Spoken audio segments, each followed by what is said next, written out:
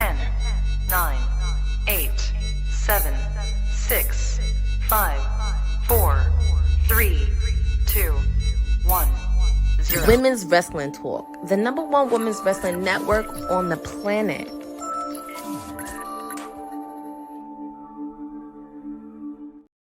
Is it Friday already? Is it Friday already?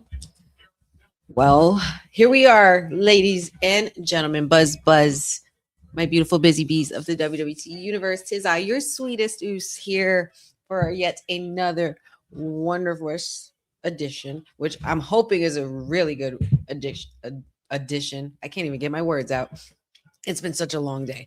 But we have a lot going on for SmackDown tonight. 3 hours. Only a couple more weeks till we have the 3 hours left. Not quite honestly, I cannot wait for it to go back to 2. I'm not gonna lie, I can't wait for it to go back to 2 because it's been quite interesting these last couple of weeks with these last 3-hour SmackDowns for me personally as a viewer and as a fan watching. And I'm just hoping that with tonight going on, we can move on from those shenanigans. I kind of want to just leave it there and move on from that. But tonight we actually have Gunther arriving as well, of course, with his attack on Cody Rhodes, and they're back and forth deciding whether he should join SmackDown and challenge Cody Rhodes. Trick Williams, our United States champion, is returning to the University of South Carolina for his special homecoming celebration. I smell shenanigans, though, I am not gonna lie. And we got Damian Priest and R-Truth, who has supposedly still not been cleared.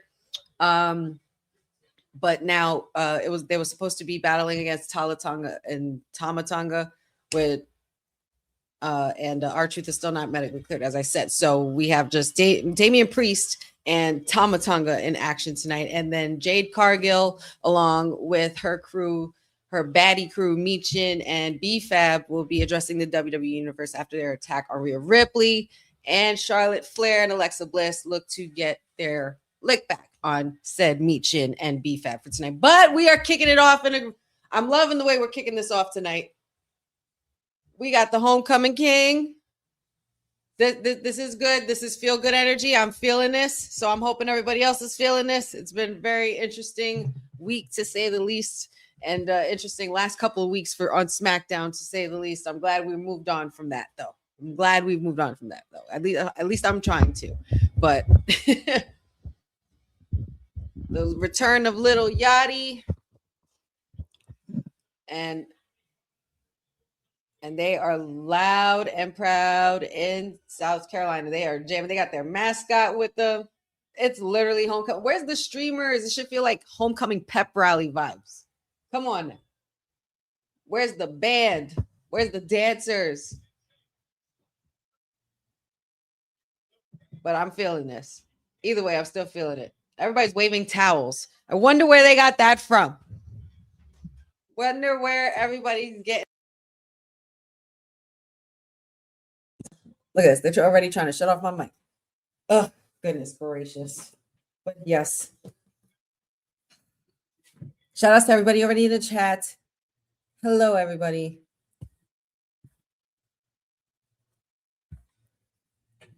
We got Jeff, we got Boza, Benjamin, Papa Honey. What's up, Papa Honey?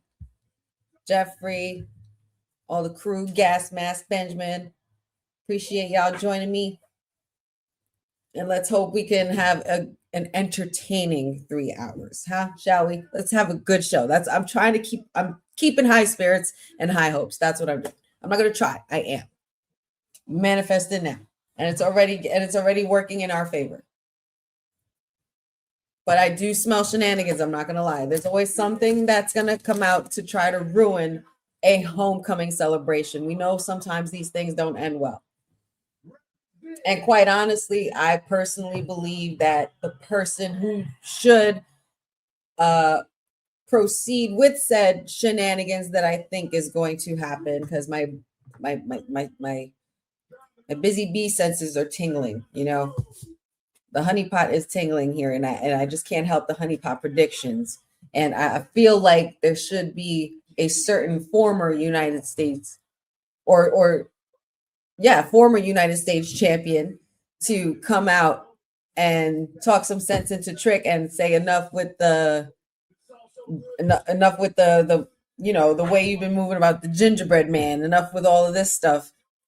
We need to see what's going on with this. So I personally think a certain Carmelo Hayes should be the one to come out, because I did actually literally just think about this while talking about it with Pachu before getting on, and I was like, this should be the moment for Carmelo Hayes to strike, and let's run it back, because that is what's best for business, not gingerbread man funerals. It was just not feeling it.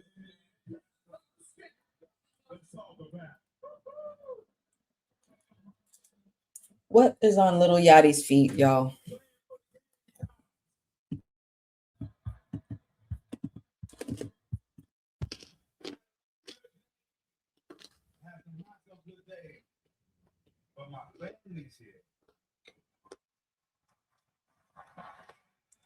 Trick Willie's family's in the front row. Love that for him.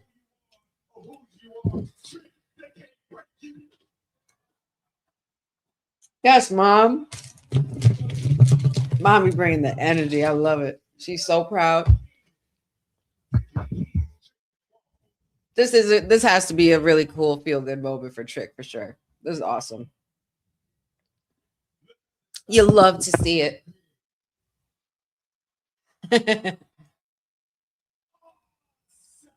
Oh, wow. Okay. So, not the music I was expecting to hear. Not the song I was expecting to hear at all, but let's just see what they have to say.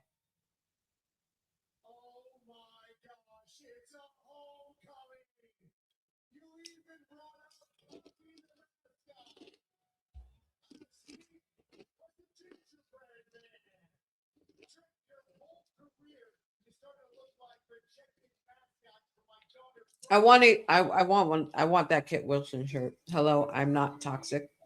Fabulous shirt. Oh my God. Is he? He's got the satchel. Kit Wilson with the satchel is killing me right now.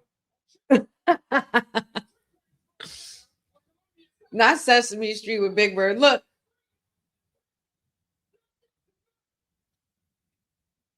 Whoop that trick signs are flooded in that stadium.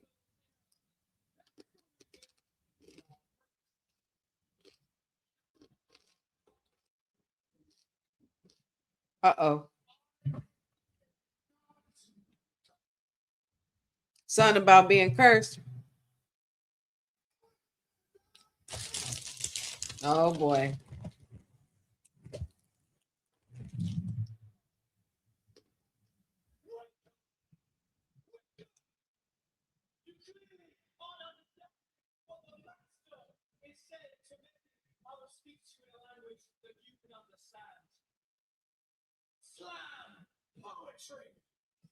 Oh, oh Lord. Oh no. That wasn't even a satchel. That's his damn book. I cannot. Slam poetry.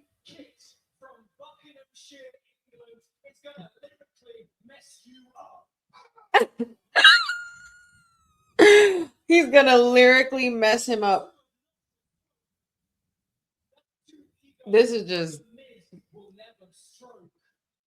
I beg your pardon.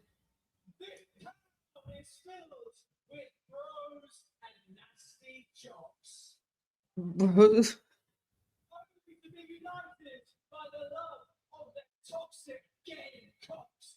Oh my goodness gracious. Oh look, I can't. I'm not gonna repeat. Y'all heard what he said.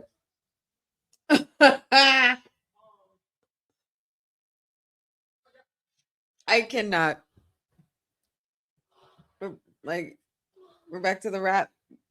Back to rap battles.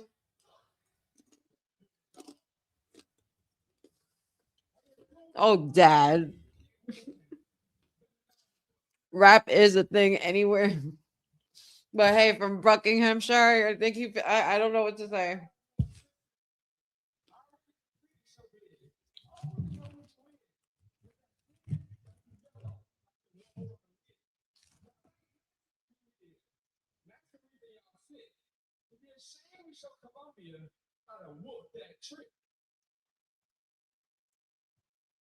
Like that's how you that's poetry. There you go, Kit. Now take some notes, Kit. He say he's gonna Kit said he was gonna lyrically mess him up. I cannot.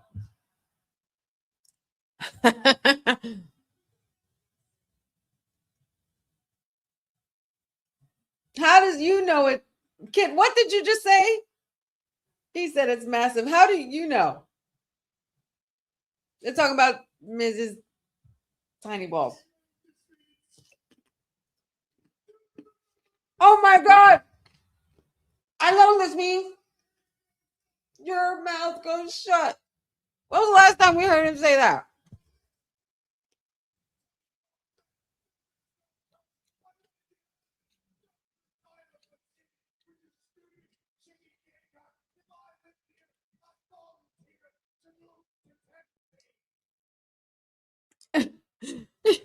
Mrs.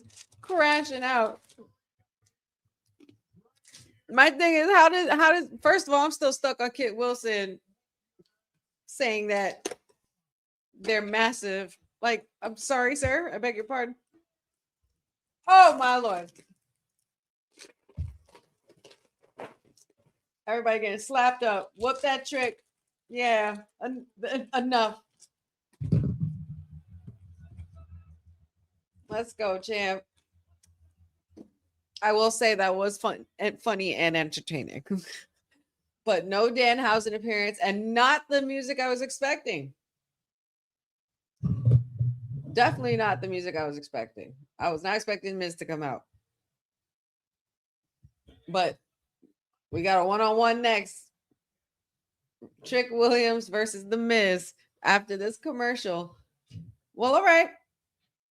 Hey, I mean, we're getting ready for Clash in Italy, so we just got to keep the ball rolling. The show must go on and the momentum rolling, right? There's only so much we can continue to complain about. I'm going to sit here and complain. I'm going to sit here and do my thing and continue to watch all I want because I am a fan of the product. I just thought it stunk the last couple of days. But this is wonderful. This is good. And then of course we got like as I said, May 31st, Clash in Italy. And Saturday night main event we do have. Thank you, Boza. I completely forgot about that too. Like it's just a lot going on. And then that's just WWE. Like just stuff going on there. Like the happening stuff is outside of it. Has been outside of WWE. It's been bananas. I'm just every day is a new day, literally. And I know that's probably not the best term for me to use, but that's just what came out just now. Yes. I can't believe what was said.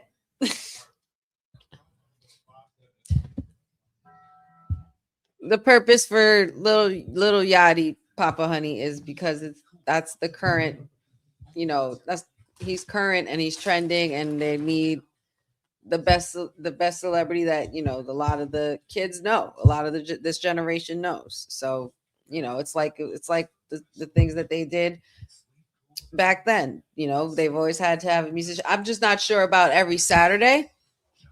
I didn't think it would be like an every Saturday or every Friday thing. I don't even know my days. That's how exhausted I am, guys. It's been a long week. There goes my WWT sis, Courtney. Happy Friday, dear. Shout outs to you. And yes, I will be seeing you tomorrow because Courtney and we are going to be at 90s Wrestling Con tomorrow up here in Jersey. So if you guys are in the area, please don't hesitate to say hello to your sweetest ooze and your timeless elite because we're going to be there doing some stuff, getting some interviews in, doing some content and things like that. So these commercials are annoying.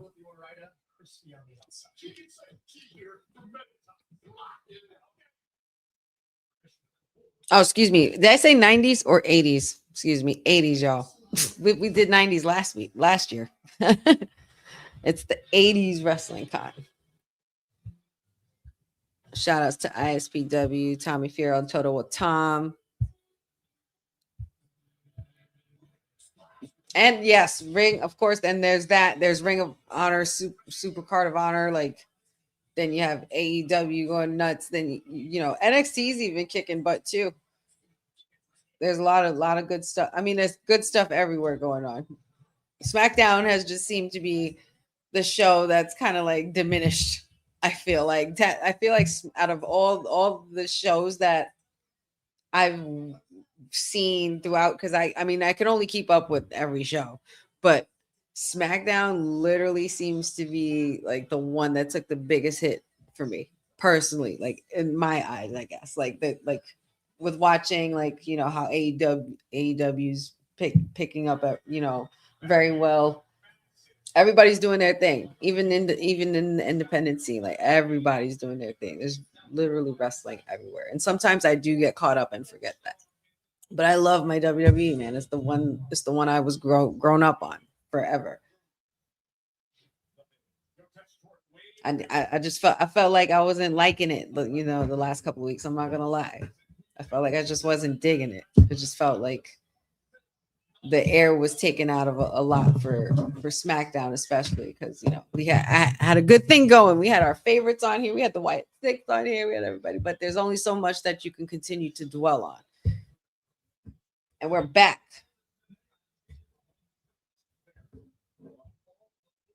Is Miz wearing bedazzled boots with Miz like with kit colors though? He's wearing kit colors.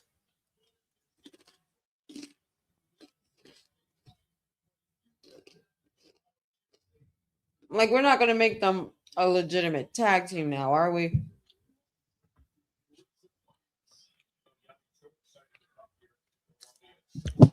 Oh my God, that's so rude.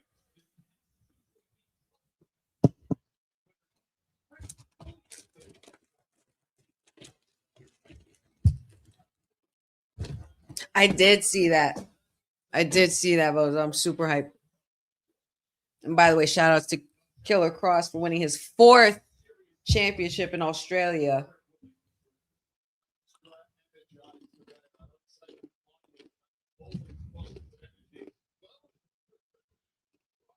Trick's really taken. Well, I was gonna say he was. Like, I was gonna say Trick is really taking the beating to the Miz tonight, but Miz just clotheslined himself. Completely took that out. But yep, Damian Priest and Tama Tonga, which I think should be a pretty interesting match. I'm kind of looking forward to that. And then Michin B-Fab versus Sharpless. Oh, we got also Paige and Brie Bella versus Julia and Kiana James. And then, of course, Jade is going to be addressing everybody after the attack on Rhea. And then we have the Ring General addressing Cody Rhodes. I wonder when that will be going down. But all of that and more to come. In the meantime, Miz, not really liking what the WWE Universe has to say right now. But hey, if the shoe fits, Miz. Oh, pop-up neck breaker there by Trick Williams. Gaining back the momentum. Let's go. That was a backhand slap.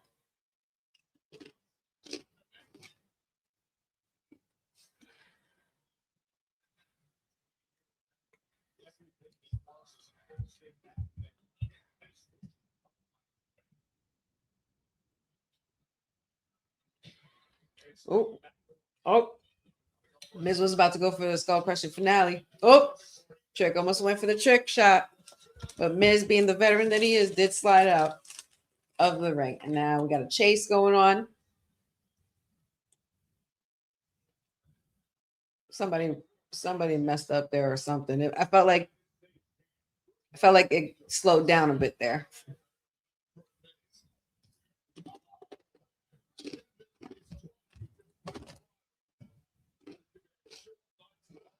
By the way, oh, see, kid, come on now.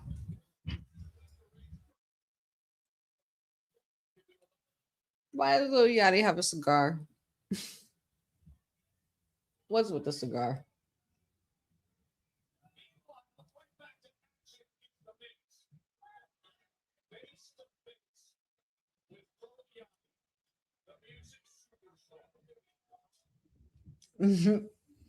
Gotta love the Miz.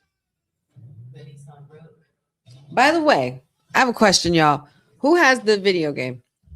Does anybody in the chat have 2K26? Let me know if you have. Give me a yay or a nay.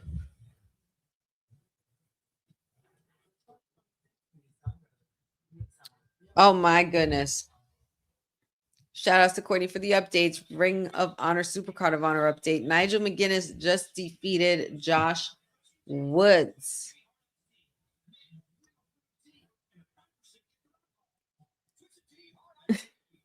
Miz got cursed on his trunks.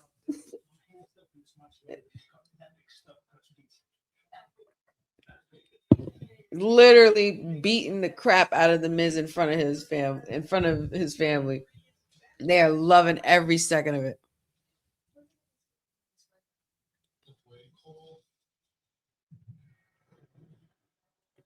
No, okay. So I got Pat, you got us the video game, right? I have never hated a showcase so much. Okay. Yo, this showcase is frustrating. Okay. It's CM Punk, obviously. CM Punk is the on the cover and everything. So it runs through his showcase, man. It goes from a timeline. It goes from the timeline of him facing JBL. It talks about his like great matches, and it's like him and Rey Mysterio, and then it's the one with Randy at Mania, right? When I got to Rey Mysterio, that was really difficult. Rey Mysterio was tough. Like this game, they've made this game very challenging.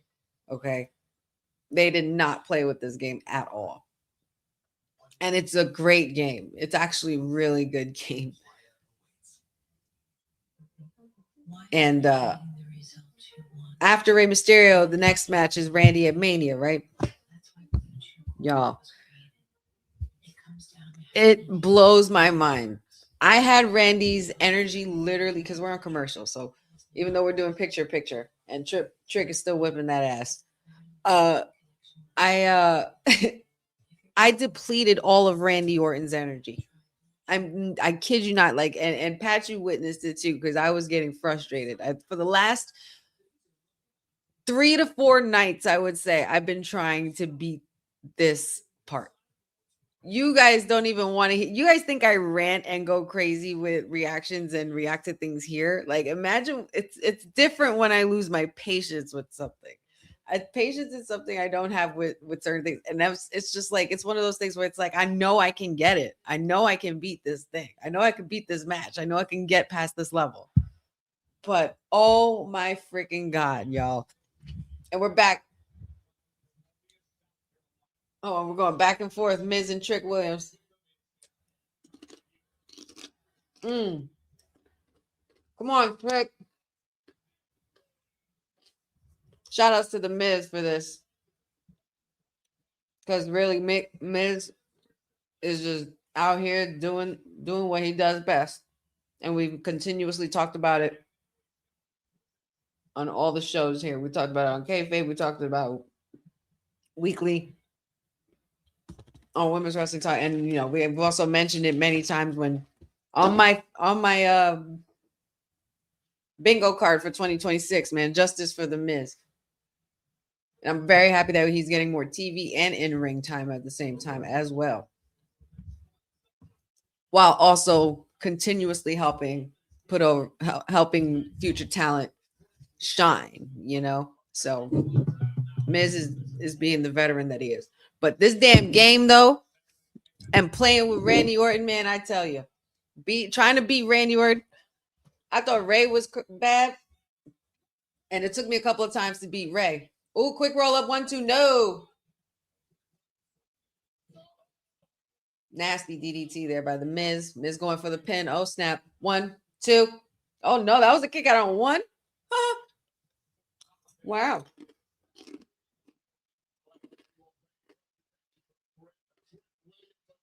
What's it going to take, Miz? Come on, veteran. But Randy Orton is pissing me off in this video game. Love Randy Orton. Love the Viper. I mean, are you kidding? All day. All day. Love the Viper. But I don't love him in this game at all. Y'all made him. Y'all, you know what? This video game did exactly what it needed to do. Challenge me. I felt like Evan in Superbad when he was playing the video game while Seth was trying to figure out what to wear. If you guys haven't seen Superbad, you're living under a rock. But I felt like Evan when he got upset about not being beating that level. He was like, if they're making it that hard, why am I even fucking playing? Like I just threw like Pachu was cracking up. But this man literally, I diminished this man's energy. I made him, I busted him open. Oh shit, roll up. Oh shit. Oh my god, another one. 1, 2. Oh, I smelled a trick shot. Oh no. Not a skull crusher finale. Holy shit. He actually hit it. 1, 2. Nope. Very close. That's what the hell I thought. I love you, Miz, but come on now. After this, we need Carmelo in the situation, man. I need Trick and Miz in Clash in Italy or Saturday Night Main Event.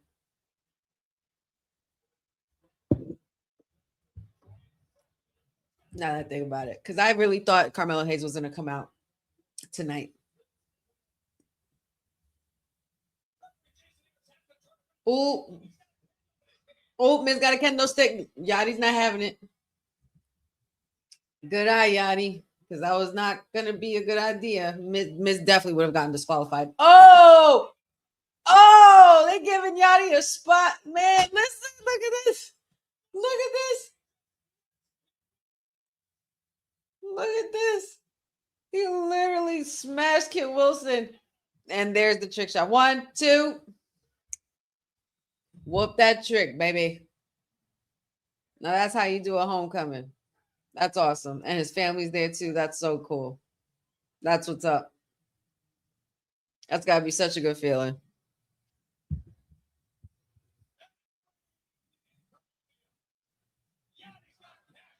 Let's go.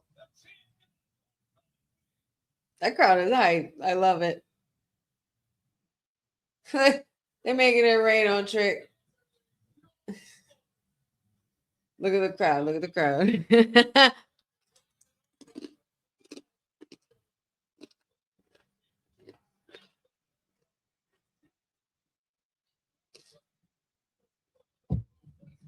You know, Miz is going to go crazy on Kit over this, right?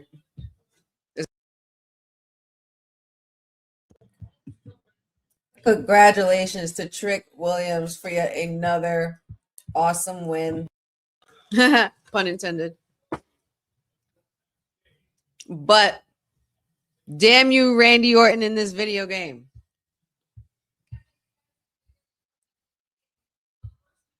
That man's energy was all there.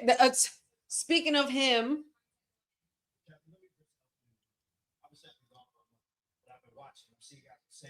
Trick make a mock there that United States Championship. But I took so much pride in making sure to have prestige behind it.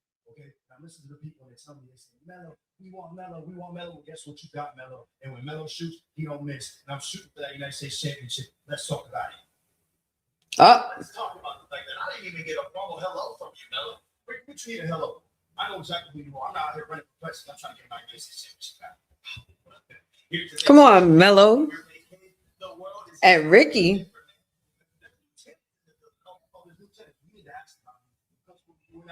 I'm a freaking landlord. And tonight, we're in the Super That's Cody Rhodes. Man, I'm looking at you, man. I see exactly what you are.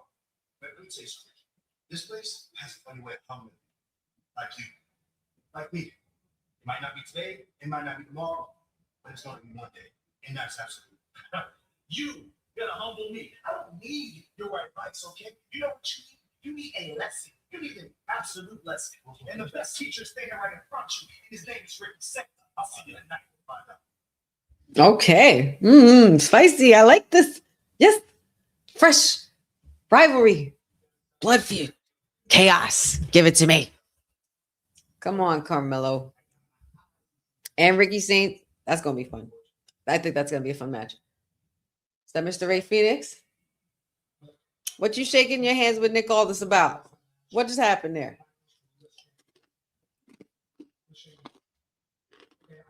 The things in that match were very underhanded, totally out of character. I think the pressure of just everybody telling me I need to be different. The pressure. Shut up, Sammy. Nobody cares.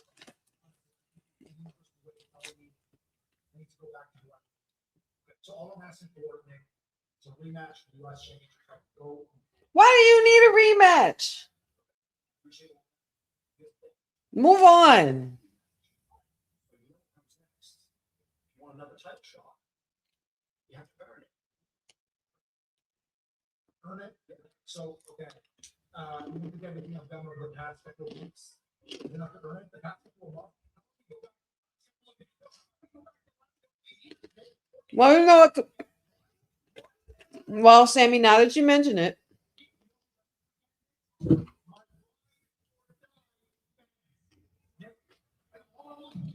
you have ride or die fans, Sammy.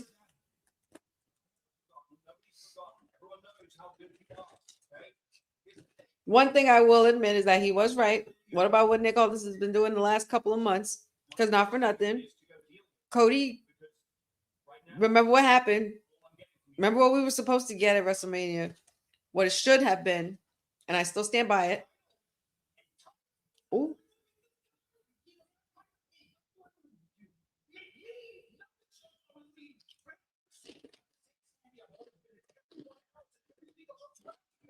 They better not be trying to bring back conspiracy theorist Sammy, because that's gonna piss me off.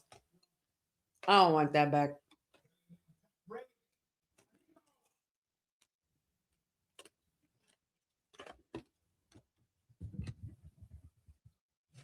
Sammy, just go somewhere else. Go home. Sammy, just go home at this point. Everything's stressing you out. You're about to go ballistic. He literally called him entitled. Don't you mean Cody? Because we were supposed to get Drew and Randy, weren't we? But then they gave us Randy and Cody, and we saw how that turned out.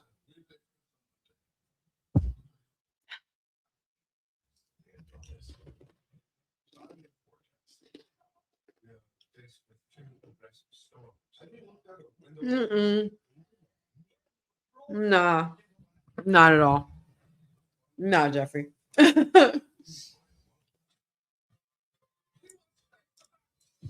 Goodness gracious. Ray Phoenix just need to get back. Everybody just need to get away from Sammy, because Sammy's about to blow up on somebody. He's literally gonna his fuse is gonna be just gone. Like, he's actually gonna lose his mind. He's gonna lose his shit. I have a feeling something or someone is gonna make Sammy tick. Oh yes. One of our favorite big men is back, and he's got some guests. He's got Mark Henry on the show. He's got Alexa Bliss. Everything on the menu with Braun Strowman returns June 5th. Can't wait, because I want to see all the meals he eats and just pretend that I'm eating them while I watch it and pretend I can enjoy it with him. Is it weird sometimes that I this is a safe space, right, guys? This has to be a safe space. Sometimes I watch like steak videos. Yeah, sometimes I watch steak videos, like just watching people make steak or like cut it up and seeing different cuts of steak. No, it's just weird. Or crab legs. There's just some cool restaurants, cool videos with like food and display food and stuff like that. I don't know. I'm weird. But yeah. That show does make me hungry. Watch that or Chopped on the Food Network. Come on now. Diners, Drive-ins, and Dives. Ugh.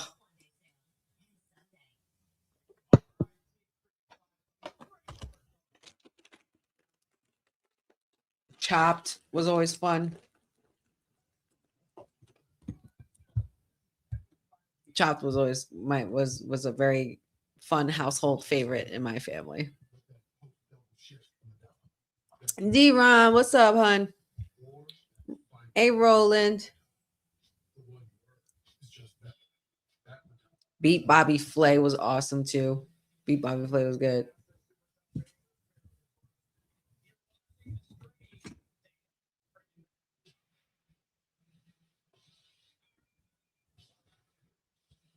These tornado chasers, man.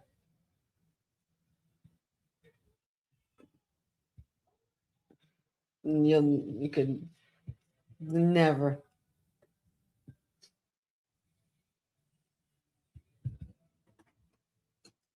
Love Twister, man. Love Twister. Love Bill Paxton and Helen Hunt. Shout outs to them for that. Shout outs to that movie for that. They just had their anniversary, man. We all remember Aunt Meg's breakfast, don't we? That steak and eggs, mashed potatoes, and the gravy. I saw a lot because of the anniversary. I saw there was a lot of videos of people making that.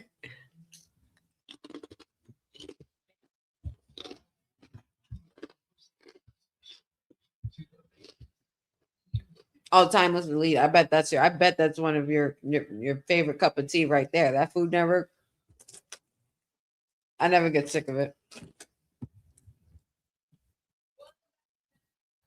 We got Paige, Bree.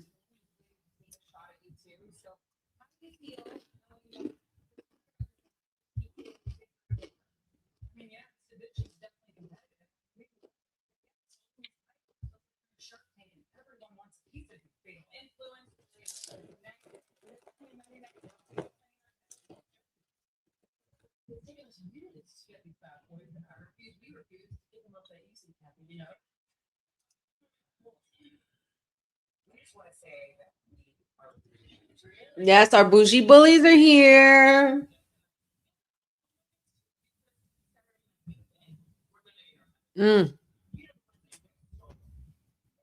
What? Really, Boza? If that happens, oh my goodness. Stop playing.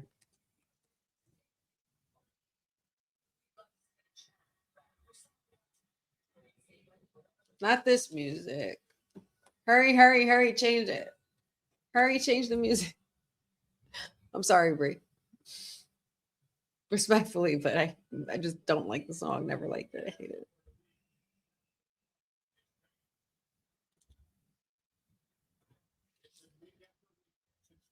Yes. Shout out to our Timeless Elite for the Ring of Honor updates. A friend of the show and WWT, period. Miss Red Velvet retained her Ring of Honor Women's TV title. Shout outs.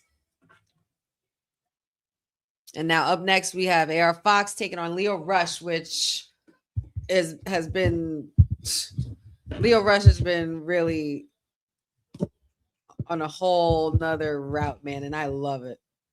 Absolutely love it. Oh, Tantalizing Tony, is that you, player? Coming from the Himalayas. Shout outs to Tantalizing Tony, our new family member of WWT here. Not Bree mode, Jeffrey. No Bree mode. No.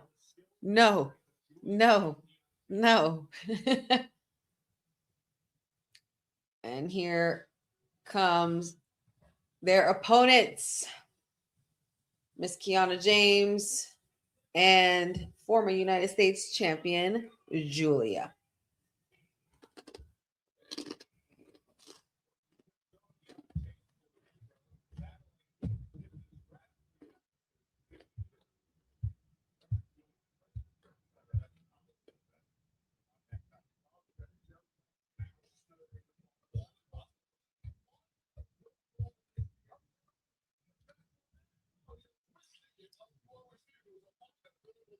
Oh, now Courtney, how did you come to that assessment? I'm very intrigued by that because I don't even know when Nikki's timeline is, because she's still injured, isn't she?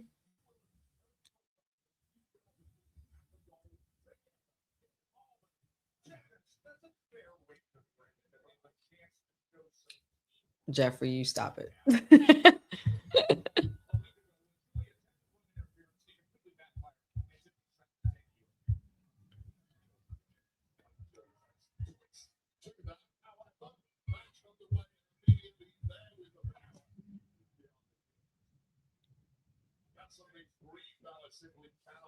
All right, ladies. Not for nothing, Kiana James has really, really grown. You know what? Shout outs to you, Tony. You're the man for that. Match that super chat. Appreciate you, Tony. You're the man for that. Make sure you guys go follow Tantalizing Tony and the Tantalizing Tag Team. He has an awesome podcast with his daughter, which I think is such a super cool concept. Being a young girl who's raised, being a girl dad, you know, or dad girl, not girl dad girl. Yeah.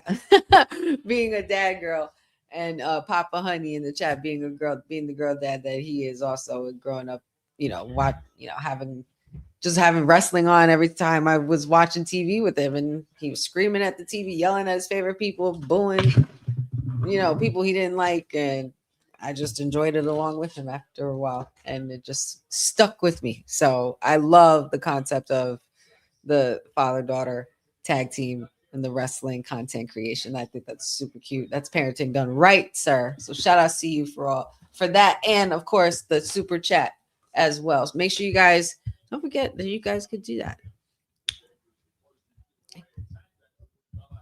Forget you guys can donate. Super chats are open. And we got the Women's Wrestling Archive as well, which we will get into a commercial very shortly, because we are approaching our first hour already, almost up, which means we must be having fun.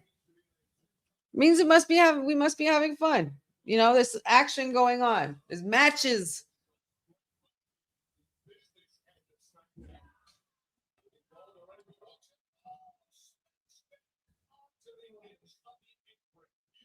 This is bad. What is the camera? I don't know if the camera angle was supposed to be catching all of that.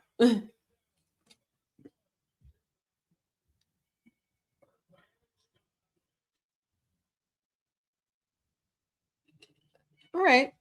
Well, Kiana James feeling real good about herself right now, but Paige, you need to get up and stop playing. Like, what are we doing here? Like, ma'am, you are Paige.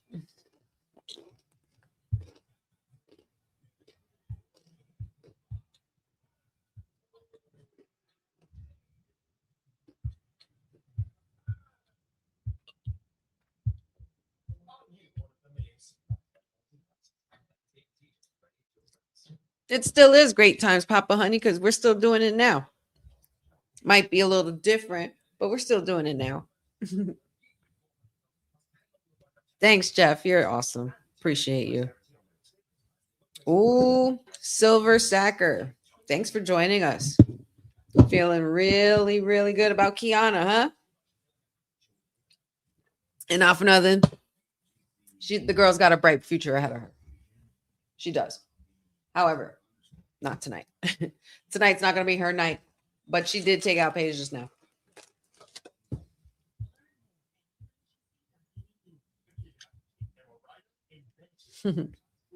What's up, Jonathan?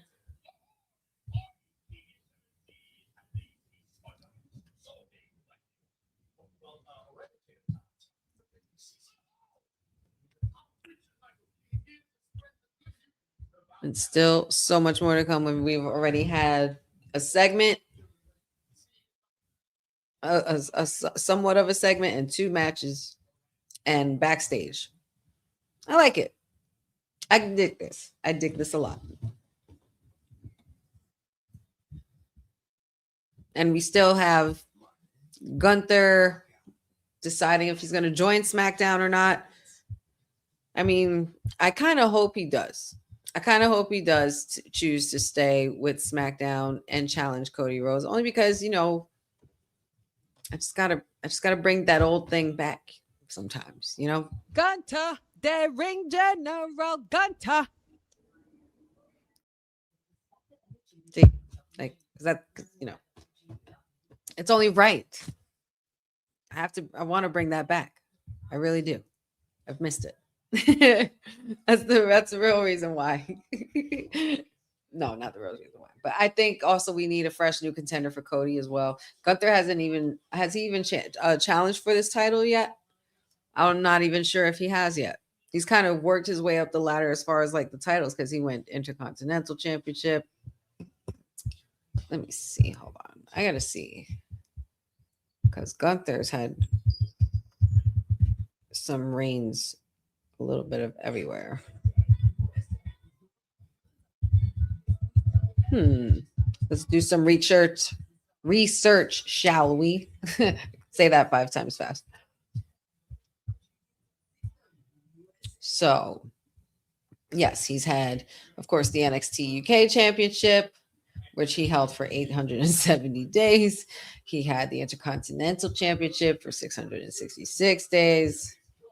Crazy.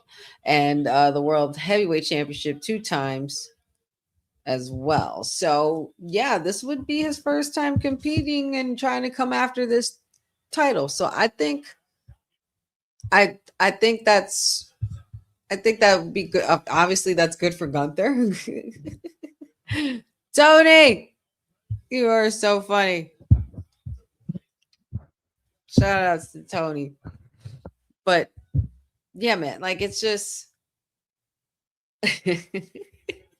it's just one of those things where it's like Gunther, you need something, man. You need something, and you need to get, excuse me, just opening my sparkling water. I hope that wasn't too loud. But he needs something different to do, and we need to get him back into being in the dominating Gunther that he used to be, or Walter. You know, we need the Walter aggression back. Not the ruthless aggression, but the Walter aggression. No.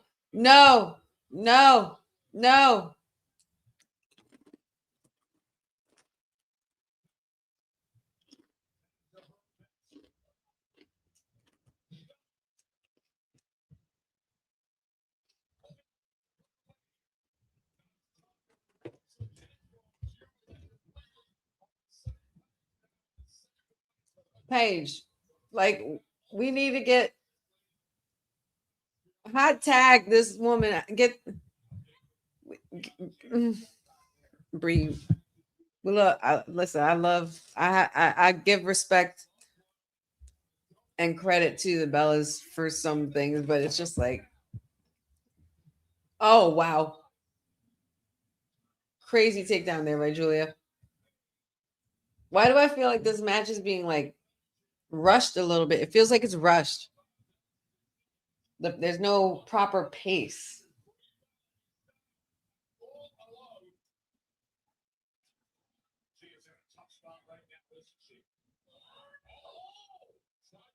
Oh my God, Julia just fell on her head. This match is not good at all.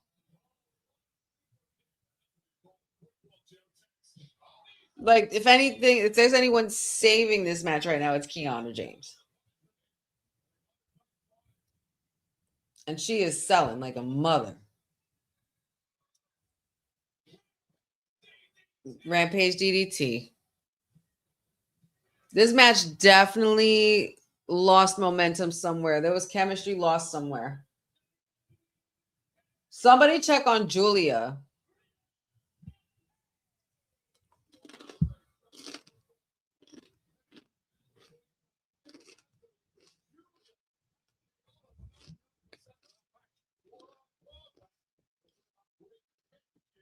I don't know how to feel about this.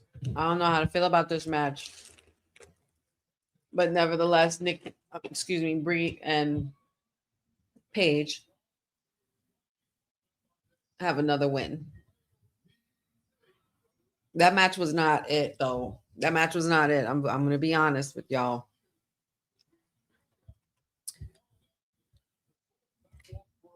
My issue with Gunther being on SmackDown is where this is the story. It's like he ran away from over something. Well,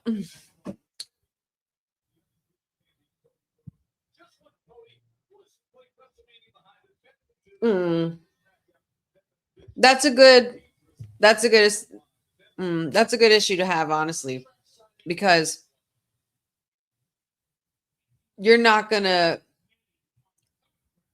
to find a way to protect Oba, and you also have to find a way to restore Gunther. So you got to separate them for a bit.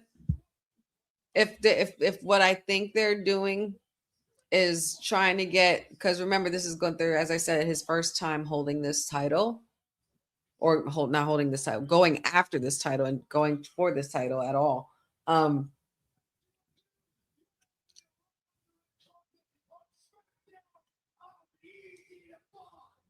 Like they're just showing what happened last week. Of course, we remember that. But I think the thing with Gunther is you have to find a way to protect Oba from, and you have to find a way to restore Gunther, because Gunther hasn't been in a good spot. If you're not going to put Gunther as a career killer, I mean, which they did, which I didn't really agree with necessarily. I'm not defending how they booked Gunther. I don't really think it's his fault, but I personally think that they're trying to find ways to be able to restore and get back that momentum that Gunther had when he was dominating. You know, like coming out, like Gunther's not the type, like even when he beat John Cena and made him tap the way he said he did, even I didn't agree with him saying that, because I'm like, that's not Gunther in my head. Like, that's not good. That's not the way Gunther talks to me.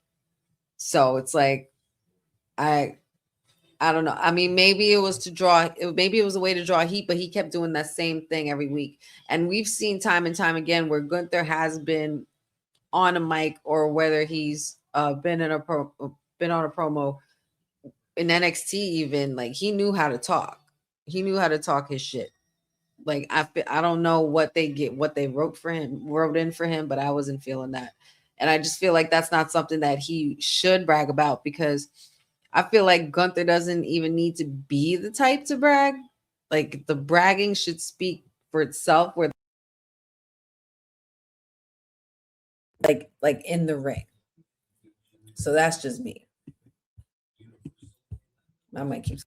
I hate this. I gotta check about Mike, y'all. I gotta maybe see about a short circuit. But it's not even that it gets cut off, it's that it gets muted. So it's weird. But yeah, that's pretty much what I've assessed from the situation, with trying to look at it from a creative perspective, because Gunther hasn't been the same since losing, and we just talked about this on Kayfabe last night with Will and Dion. Like, we haven't seen Gunther in the best light since losing to Sammy at 40. I was so pissed when that happened. I was like, that should not have happened at all. Like, we could have done without that. Because now look at where we are with Sammy anyway. Like, why are we back down to underdog and United States title stuff? what if you're supposed to be, and now you're calling yourself the best, like to certain people. Like, which one is it? Are you an underdog or are you the best? Are you going to go for that title? Like, are you actually going to do something about it? You know, but I don't know. That's that. And then you also have to protect Oba, because Oba's the big man on campus. Like, Oba's the man right now. And nobody is going to deny that. Okay, he's the man who took out Brock Lesnar. He took out the Big Shark, and now he now holds that mantle.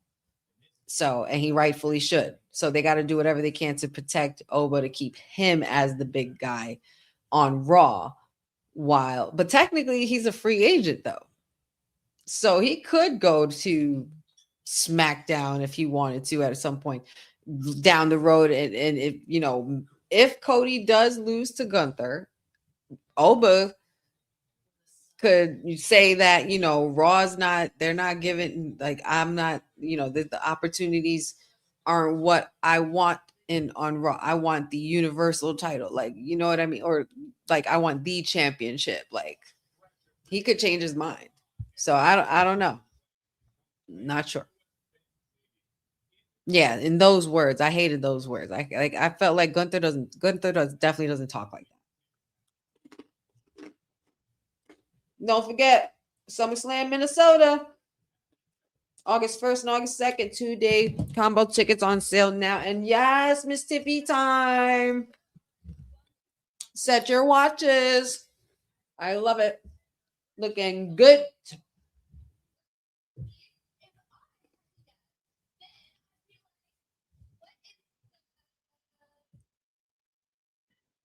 Oh, what's happening back there?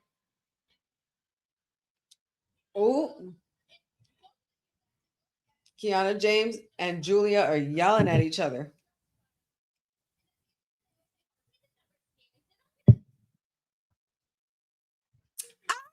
There she is. Chelsea. Oh, dress, girl, dress.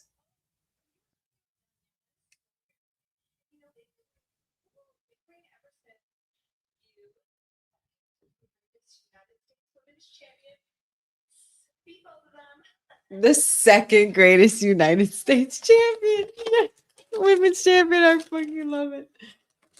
I love her cockiness. Her confidence, excuse me.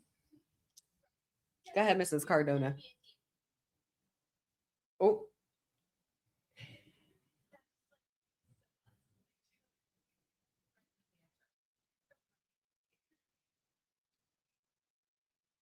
I love Chelsea.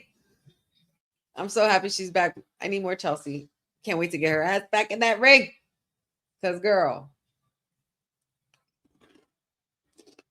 Uh-oh. It's everybody's favorite nightmare.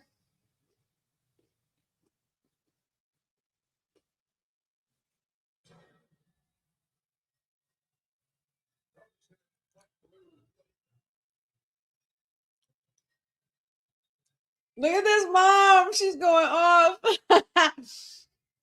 I love to see the crowd losing it over a good theme song, or just like, I remember, I'm not gonna lie. When Cody came back,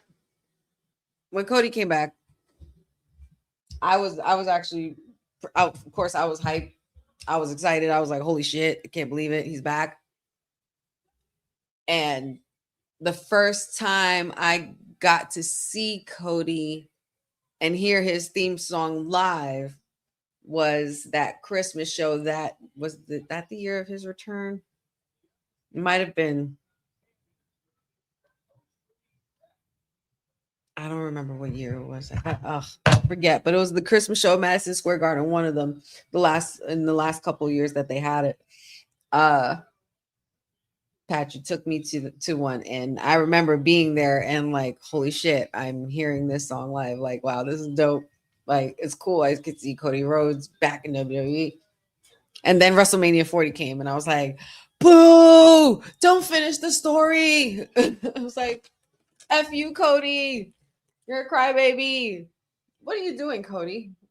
Why are you throwing chairs in the freaking ring? What are you doing right now? What's he doing? Why are you moving furniture?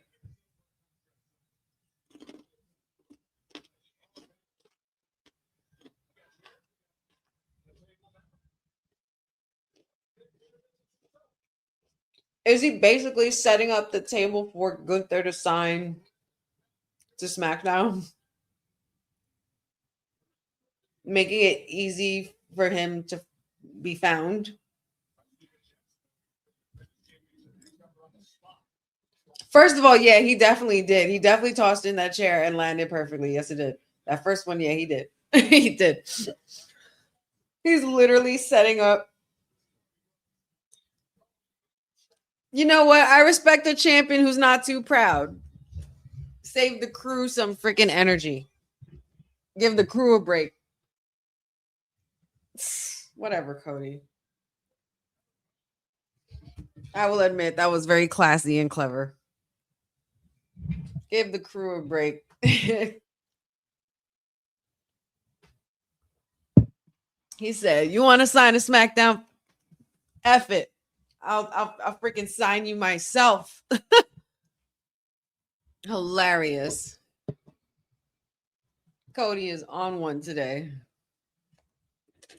He is on. He's got some energy in him tonight. He's fired up. South Carolina. We know what we want to talk about. Gunther. We need to talk about Gunther, the ring general Gunther.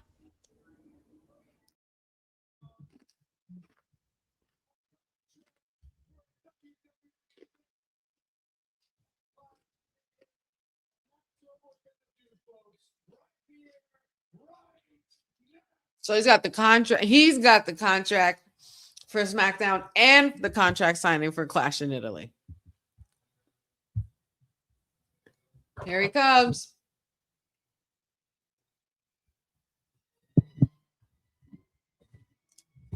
It's crazy because it's messed up. I can't see. I can't, like, you can't have Gunther with this music. This is Walter's music. TKO need to get it together. Sick of this.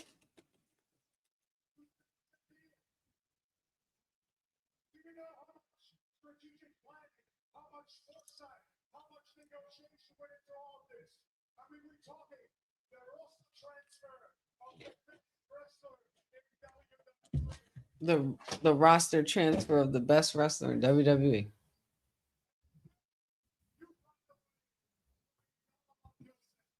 Oh. Okay, Gunther.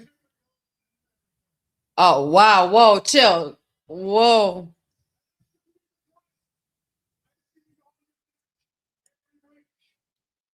He said typical American. Why did you have to go there?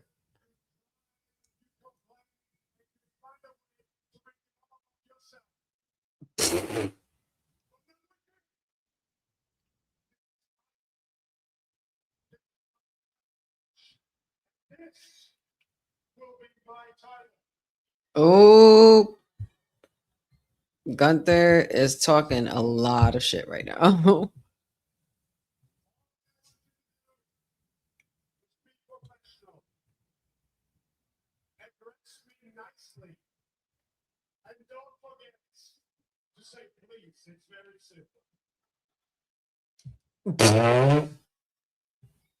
See, this is what I mean. Like, I don't know about like pompous and dominant. Like, this is what I need. I just need him to back up his words, though.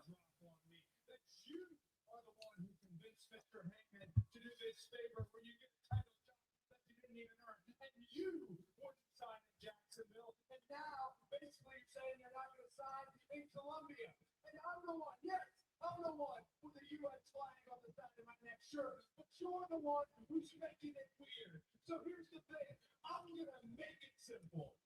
He said you're the one who's making it weird. So I'm going to make it simple. Please come to this ring, sign this contract so that you're guaranteed to get your ass kicked at Clash in Italy. He said, please sign. Please. Yes, absolutely. Want me to say, please, please sign so I can whip that ass. I have a feeling Cody's getting a little ahead of himself, y'all. I'm not going to lie.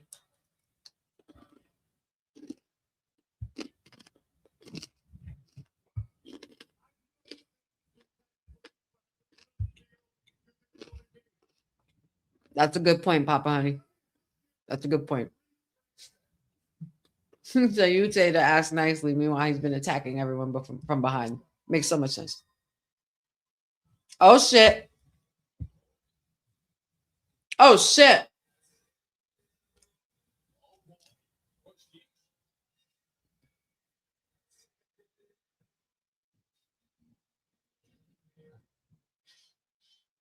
Royce Keys is out here. Oh, Royce Keys just said if you don't sign it, I will. Holy shit. What is that? What if this? Oh my God. If he signs this, oh my God.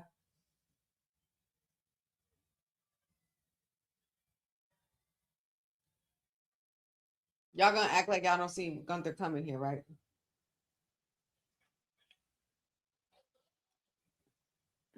Uh-oh.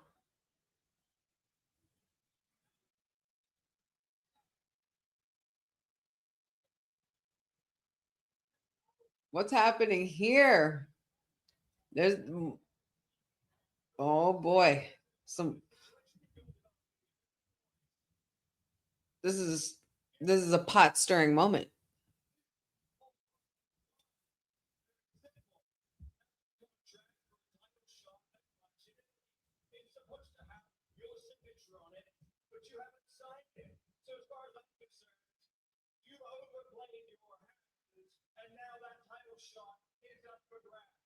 Oh shit. Yeah, let's see it. I do want to see this.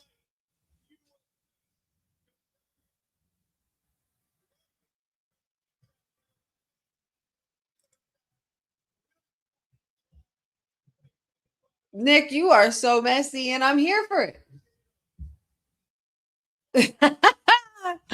Well, all right. Royce Keys versus Gunther for the opportunity to sign that contract, because Gunther, I don't know why you wasting everybody's freaking time for it. Why you acting like such a little bitch? I said it. Because if you really wanted it, like, it's the title. If you really wanted it, you would have been signed it. But of course, we got a pot to stir the pot. I kind of hated the way that made Gunther look, though. But Royce Keys and Cody Rhodes face to face on SmackDown is pretty wild, y'all. Pretty wild. Very, very petty spaghetti Nick. Petty spaghetti Nick. That's the new nickname for you. Petty spaghetti Nick. Mm-mm-mm. Petty, petty, petty. And I love it. I love it. But like literally though, Jeffrey, got to have one job. Like, bro, all you have to do is sign. Like, what's wrong with you? Like, who doesn't sign a contract for a title that they want? I guess Cody Rhodes. This is somebody that we know Gunther could possibly beat potentially, and it could revitalize his run and reestablish him as, you know, the way we were supposed to see him the first run when he had his Intercontinental title run, like dominating, like NXT, good, like Walter. Like I said, Walter. Damn it, WWE. Oh, hey Shinsuke. Oh, Shinsuke, I love seeing you. I'm gonna miss him when he goes. I don't want him to go. Ah, no! They're attacking.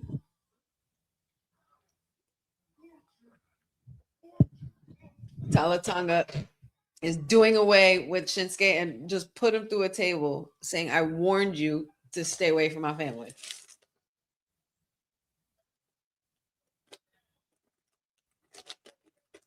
Somebody help him.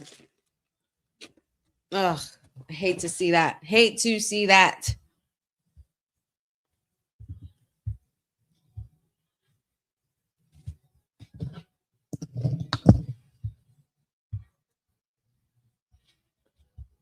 Like Gunther, I don't know Gunther. I didn't understand that.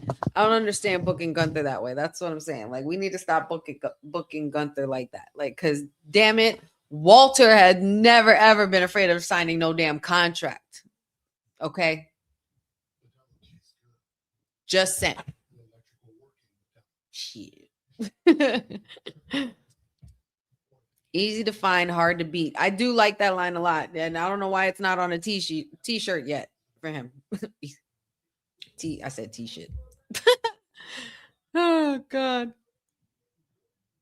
Yeah, you would think that he was on in the bathroom break for his own segment. Hilarious, right?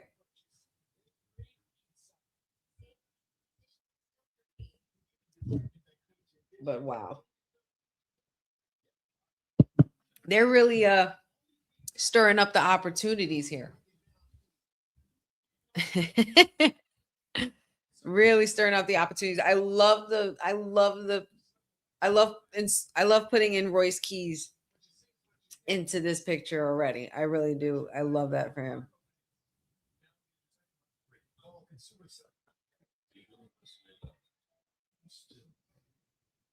What's crazy is that if the ruler would have came out,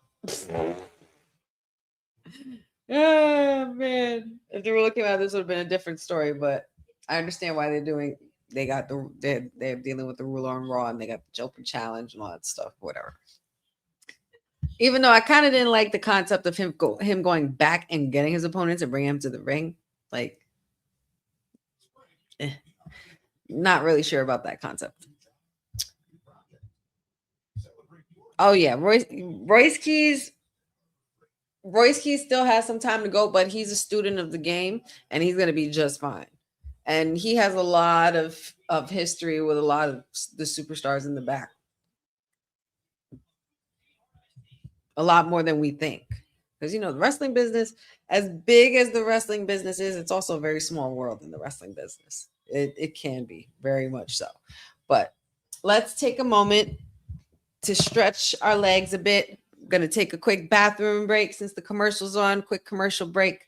Refill our snack bowls, get some beverages, whatever you guys need, and run to the bathroom as well, because nature does call, and 3 hours is a long time to be sitting still. So let's reconvene in the next minute or so. But in the meantime, you guys can enjoy, of course, this message from Boss Lady's latest endeavor, the Women's Wrestling Archive. Hey, where is it? There it is. Women's wrestling didn't just show up yesterday in glitter boots. We've been here the entire time, body slamming through history. The Women's Wrestling Archive launches 2026, and it's going to pave the way for all women's wrestling. Because if we don't document it, a man might think he did it first. This has been a passion project for a very long time. Head over to the womenswrestlingarchive.com to donate 1, 5, or whatever you can. It all goes a long way. Let's give these women the spotlight that they've always deserved. Her story belongs in history. Help us preserve it today. Join us at womenswrestlingarchive.com. Support the archive. Support women's wrestling. Donate today.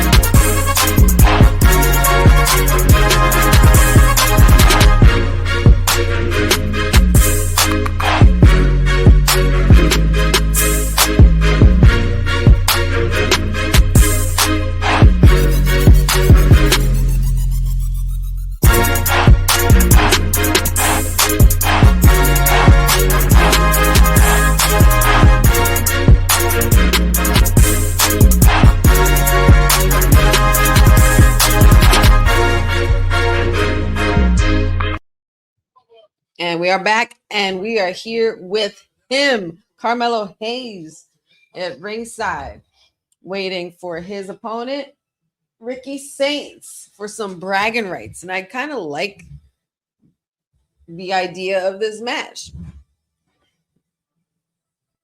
And yes, ladies and gentlemen, the absolute one, Ricky Saints, is here.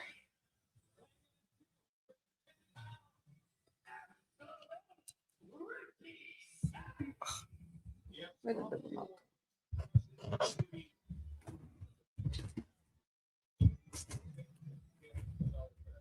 Where's my remote for my TV? I lost my remote, y'all. But can you guys even hear my TV? Hopefully you can. Let me know if you can, because I'm not trying to get everything flagged or anything like that. Time for Ricky Saints. Wait, Courtney, I believe you had an update before. Hold on one second, because I think I saw. Yeah, you did say that. Oh, okay, cool. So make sure you guys tune in for a little bit after Honey Night SmackDown, guys. Stone Cold Courtney is going to be doing a quick post show highlighting Super Card of Honor tonight as well. So make sure you guys stick around a little bit. All right, wasting no time. Ricky Saints, bell is rung. Ricky Saints and Carmelo Hayes getting to work.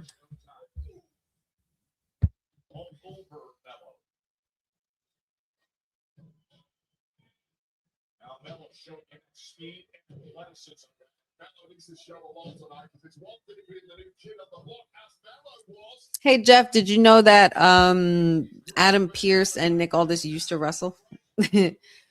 So I think they know a thing or two about wrestling. Just saying. I wasn't sure if you knew that.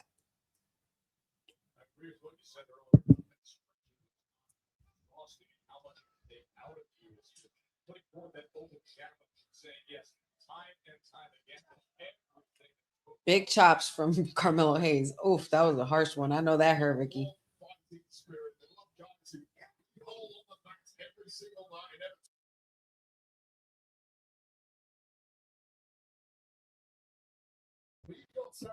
Carmelo Hayes playing no.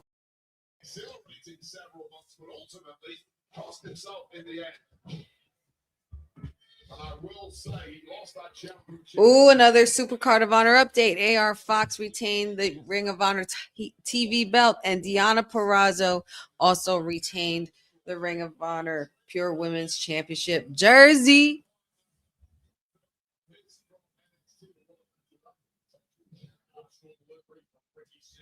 Ricky Saints is something else. You are totally allowed to have an opinion. I understand that's your feelings, but I wasn't sure if you knew, because you said GMs that know wrestling. So I wasn't sure if you knew that Adam Pearce and Nick Aldis used to wrestle. So they kind of do. They somewhat kind of know wrestling, but technically, you know, they're not. We obviously know that they're not the. They're just the general managers. You know, they're overseeing things. At the end of the day, you know, the people have spoken. Yeah, I agree, Courtney. Oof. Melo, you good? Okay, he just slipped a little bit, but okay.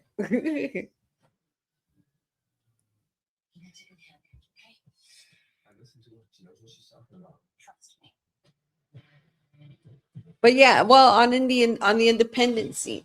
So technically, when we were watching old school WWE, they were in the independent scene that wasn't always televised. Remember, things were different back then, where there was a lot of wrestling we didn't see. If you really look around and look up some really cool indies in your area, you know, like indie promotions, look them up, man. It's some really fun shit going on in the independent scene for sure. A lot of cool stuff. So checking even in your area.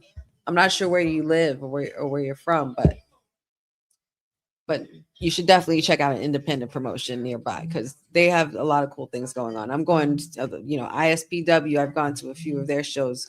Stone Cold Courtney here in the chat, she works with them and does commentary for them for some of their matches, calling their matches, and she does a really bang up job. But she, they put on some really, really good shit there. And there's also a lot of legends that come through and vouch and put a lot of young talent over, and they do really, really well. Ooh, breaking AEW news from Stone Cold Courtney. Darby Allin will be defending the AEW title against Sammy G. Sammy Guevara, you mean? Sammy G? Is that the same Sammy G? Sammy Guevara? Interesting. Tomorrow on Collision. Literally a fighting champ.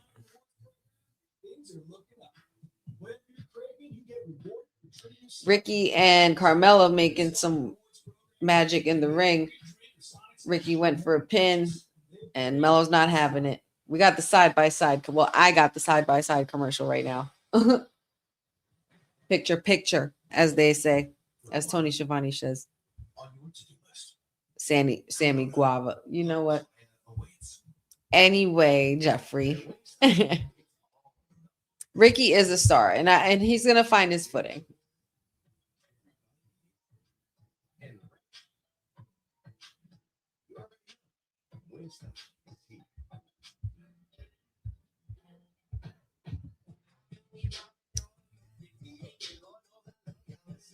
In the meantime, while this commercial's on, because I can't really hear what's happening in wrestling, but I could see it. Make sure you guys check on the bottom here, man. Donate to the Women's Wrestling Archive.com. Help us preserve the legacy of women's wrestling from the independent scene, from the mainstream scene, past, present, future, for years to come. You guys can donate $1, $5, $10, $20, $50, $100. Donate to the cause to help Boss Lady's latest endeavor. And so much more coming from that very soon from Women's Wrestling Archive.com. And we're back. We are back. Oh boy. Oh, I thought we were going for a superplex, but Carmella was able to break that. Uh-oh. Oh, big frog splash from Carmelo Hayes. Still pinning.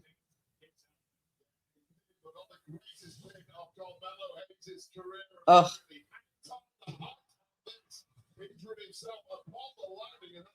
Come on, Melo. Get up, man. I do like this match, though. I'm not going to lie. This match is really good.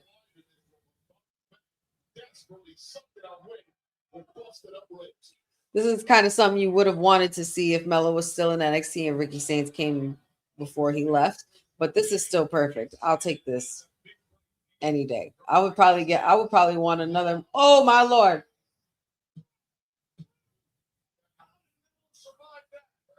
Check on Melo. Check on Melo because that looks crazy.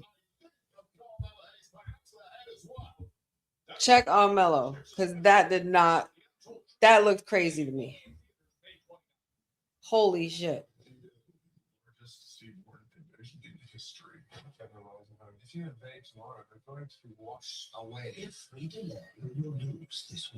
I did not like the way that looked, y'all. That looked crazy to me. That's why they just went to break real quick. Third straight week we have seen Ricky Sainz in action here on SmackDown since joining the roster.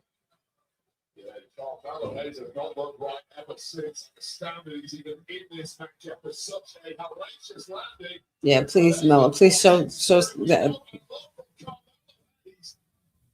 He's able to break free.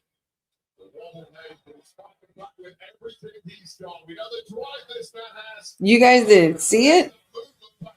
You guys didn't see how he got dropped? Holy like, it did not look good on my end at all.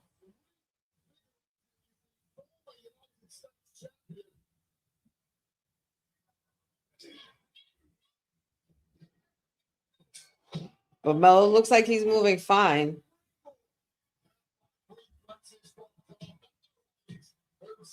I'm terrified. I think for some reason, Little Nate looks like he's pissed, or he's just like a little flustered or sweating at the brow. This is a really good freaking match. Oh, Melo, beautiful. That was beautiful. 1, 2.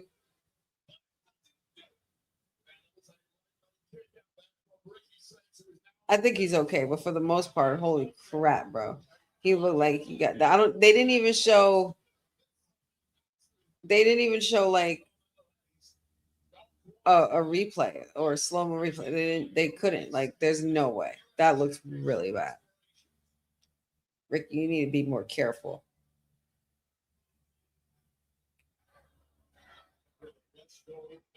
That a lot of Let's Go Mello and Ricky Saint chants. It's a pretty even keel. Very nice. Oh, roll up.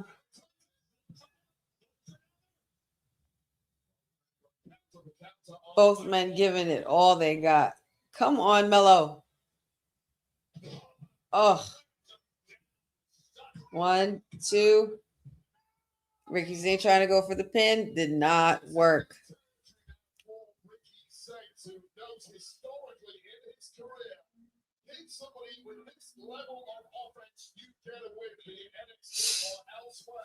That really scared me, that drop, man. I can't stop thinking about it. Somebody needs to check on him and somebody needs to check on Julia tonight, because holy shit.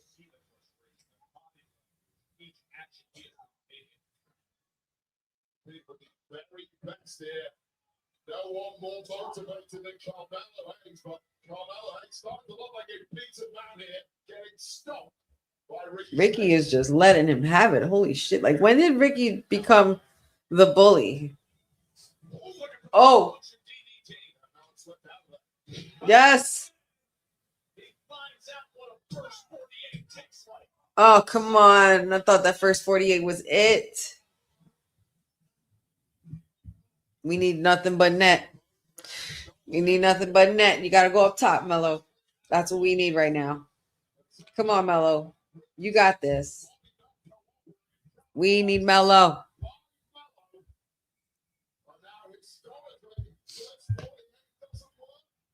Yep. And here he goes. Come on, Mello. You don't miss. Let's not play around.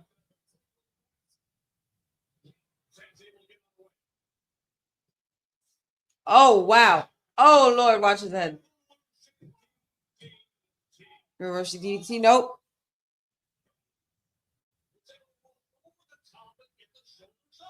That was such an over dramatic get up right there. That was weird.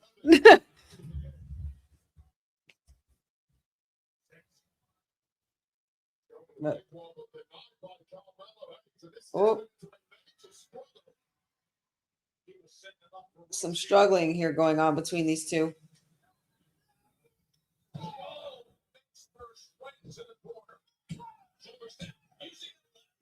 Hey. Like, how do you expect Nate not to see that, Ricky? What's wrong with you? This man's about trying to use the ropes to his advantage. He was pressing, what's the buttons you press for a dirty pin in 2K? Oh, Mello pulled it off.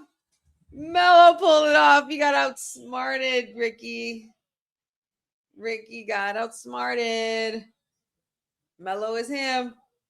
Good win for Mello. I don't think that was necessarily their fault. A lot of the sloppiness started coming after Mello got dropped a little on his head. It kind of looked off, so maybe he was just a little disoriented from that, and rightfully so, because that was just a nasty. Like, they didn't even replay it. It was so bad. Like, I thought Mello, like, literally, he did hit his head the way he landed, but I thought, like, it was worse than that.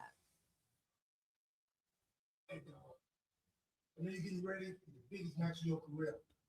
I had to come to tell you, thank you, bro. That'd be big. Thank you for assisting and helping us out with NFTs, man. You know what I'm saying? Yeah, we built a new clubhouse for a new Judgment Day. Our Truth said we building a new Judgment Day clubhouse. He's asking Royce Keys to join him.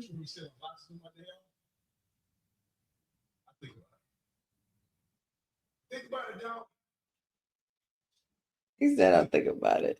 I can't. Who's going to join the Judgment Day, dog?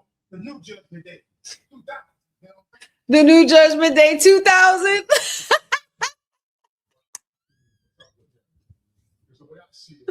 Stop it, Truth. Our Truth, man. You know what? Don't stop it, Truth. Don't stop. You are the gift that keeps on giving, our Truth. Thank you for always being that. You are our ray of sunshine in WWE. And you know, as a fan, I say that I can only imagine how that locker room like immensely feels for you. Like, it's absurd. The new Judgment Day 2000. I am so done, y'all. Hilarious. So good. What's not going to happen tonight? Tonight, you're 100% not medically cleared. So you can't even go out the time. But whatever happens there tonight, it's going to happen. But at least I know. Tonight, you're safe. Yeah, Truth. You can't go out there, man. You're still not cleared up.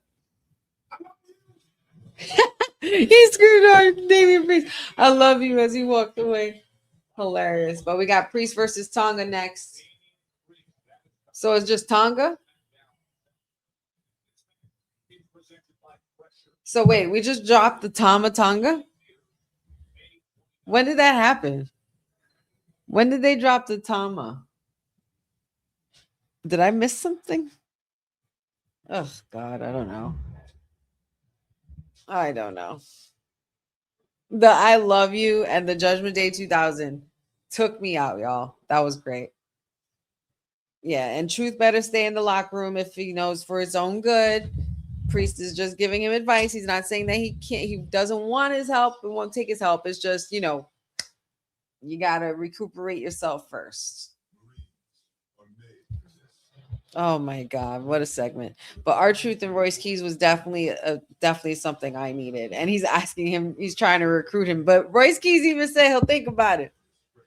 So what are we cooking up here? I'll be here for a new Judgment Day 2000. I'll be here for that.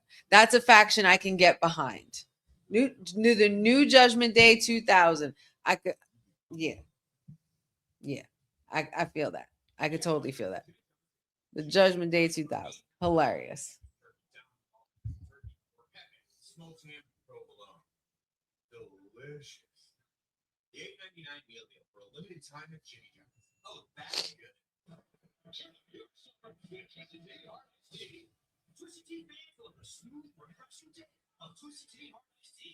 Oh, I don't know about copyright infringement if he's using the words together. And with 2000 involved, that changes a lot. But then again, there's a lot of things that could be copyright infringement all over, from New Day, from Judgment Day 2000, from, you know, Judgment Day. Remember the PLE Judgment Day? A lot of the kids don't remember that.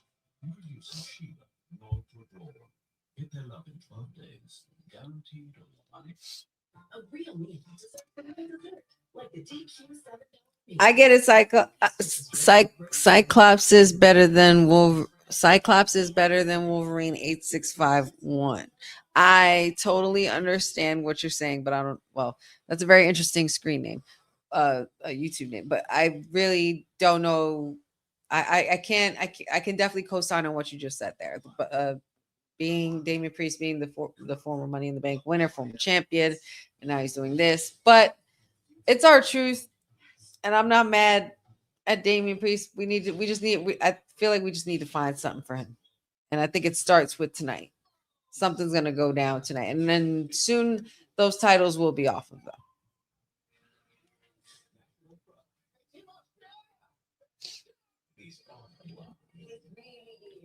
This SmackDown, we're already about to go into our 10 o'clock hour, y'all. Our final hour, which is crazy. This SmackDown has definitely flown by, and that means it's been very, very good. That means we've been enjoying ourselves. That means it's action-packed, and it's been a SmackDown we can enjoy. So I'm grateful for that because we definitely needed that after the last couple of weeks, because I just felt like we just kept taking hit after hit after hit, you know, for weeks, and it just didn't stop ever since my birthday weekend. It all started with my birthday weekend when I wasn't here. Oh, goodness gracious. But oh my God, yes, Papa Honey. That I've been seeing that all week. That the way JD McDonough got rocked by Finn Balor on Raw was very similar to how Stephanie knocked Liv into Roxanne. Like that, I really thought JD was like done after that. That shit was too funny.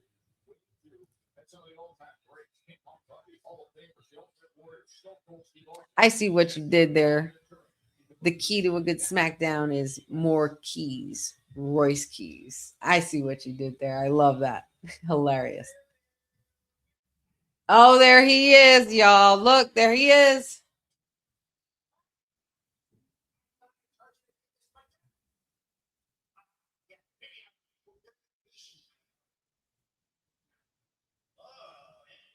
Minihausen. Danhausen is in his laboratory. Who's he talking to? And it's one of those old ass phones. I always wanted a phone like that.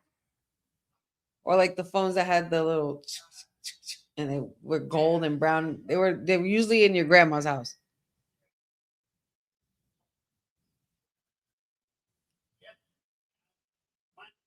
What the heck is going on here?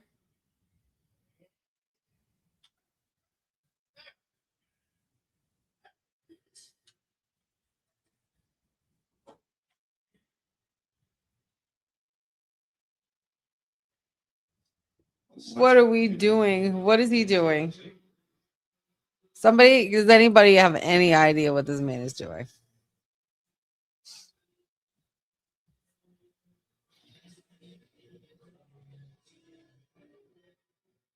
Not for nothing. I want to sign a petition to give some of these WWE superstars their old themes back. Because not for nothing, I quite thoroughly enjoyed Damian Priest's theme song when he was in NXT. I'm not a fan of this one.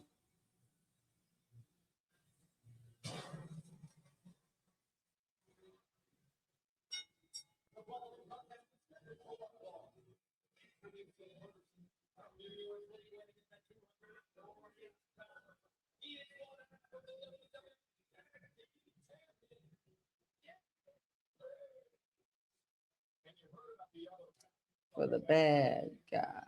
Mm.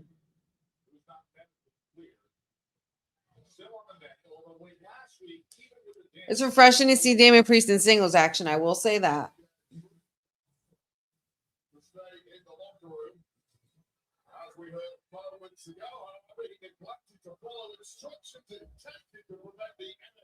I want the NXT Damian theme back.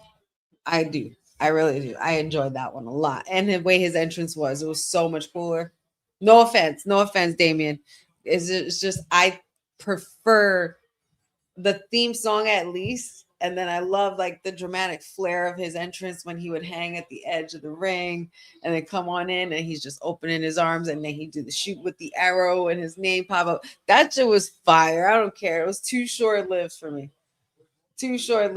Like I need him to go back to the screen and just start going, and then I love that shit. That shit was so awesome.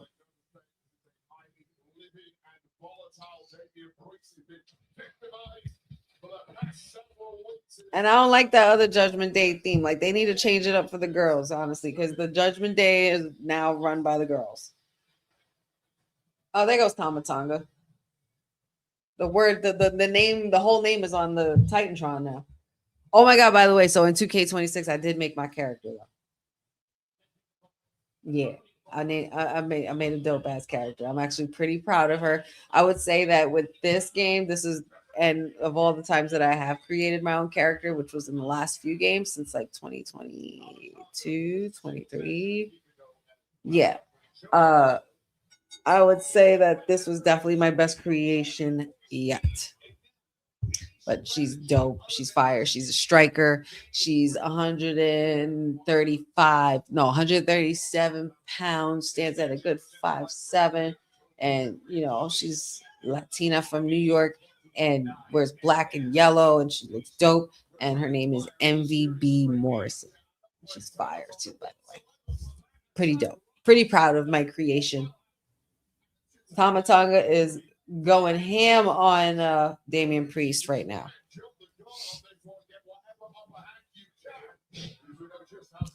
I just don't. It's not that I don't like it. I just prefer the older one.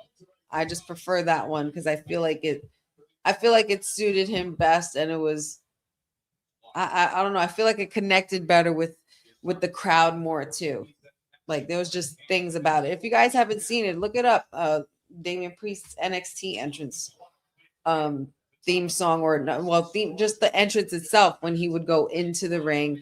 It was also what was presented, like how he presented himself. Like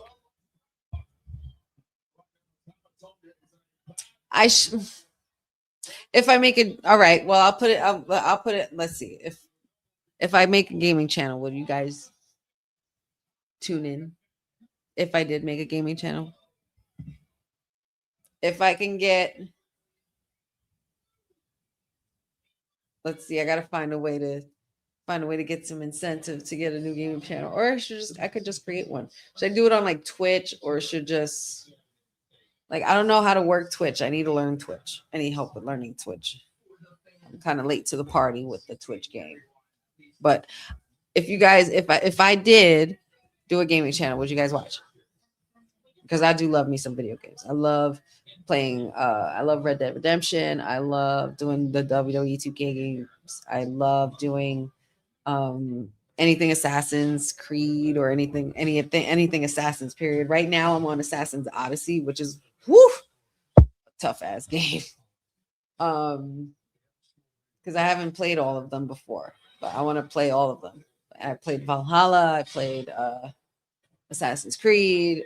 But I have not, and I'm not done with Odyssey yet, nowhere near it. I also like playing let's see, Grand Theft Auto, because that's gonna be a doozy. Can't wait for Grand Theft Auto.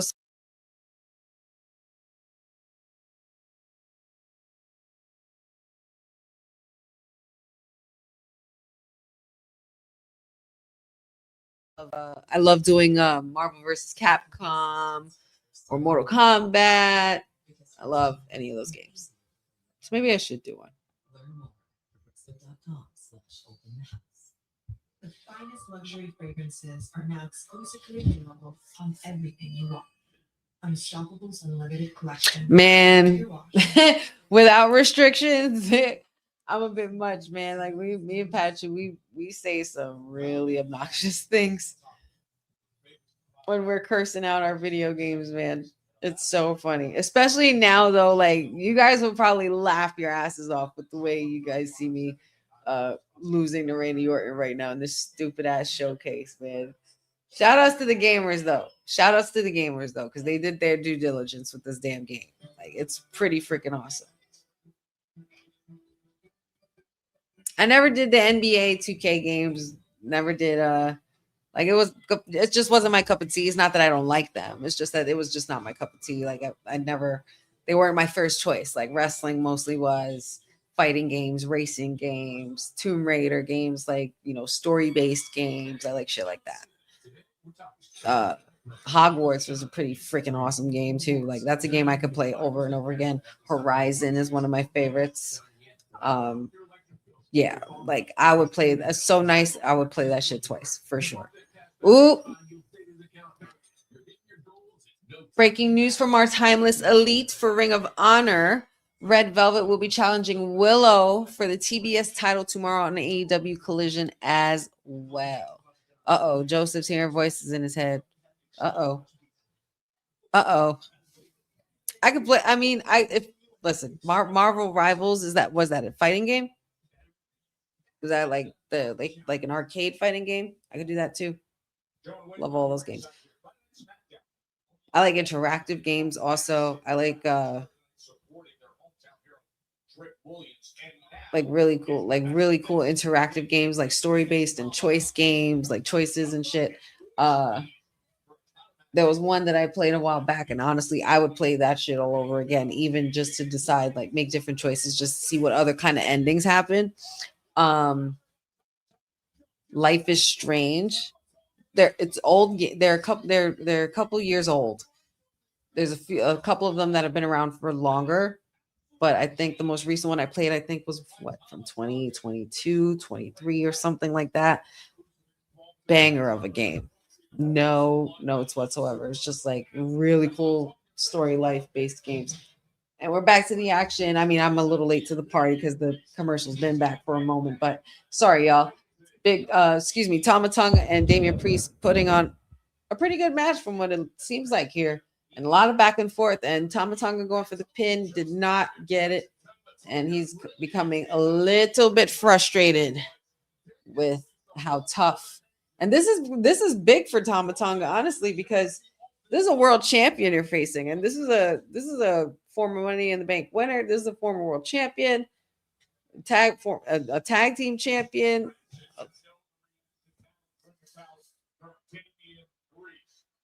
Ah, yes, Papa Honey. You can't forget about good old Resident Evil, but y'all won't catch me playing that shit. Maybe, well, you know what? Maybe that would be interesting if I did do it, because I probably wouldn't even play it just to play it. It's probably just to be entertaining to y'all, so y'all can see my jump scares.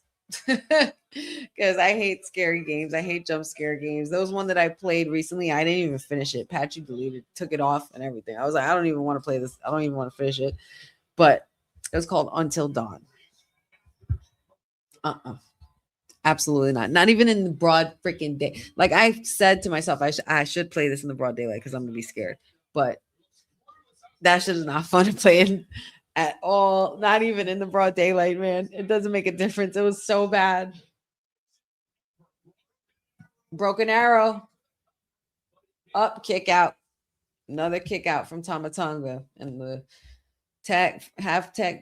one half of the tag team champions does not look pleased with what's going on, and with the ref not counting fast enough.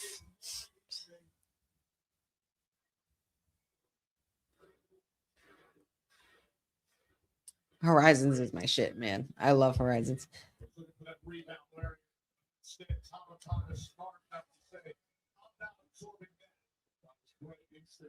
I get it, Gas Mask. I feel you, man. I get the frustrations. At this point, that's why I just take time to distract myself from that and talk to y'all, because forget these ads. F these ads.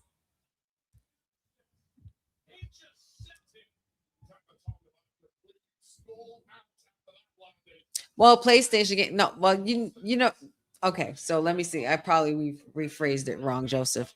I know it's a PlayStation game, but Marvel Rivals is that, like, you know, like you choose your fighter and you play, you play a story, or you play your, you beat your opponents, like that game, like a Marvel versus Capcom, a Mortal Kombat fighting game kind of thing.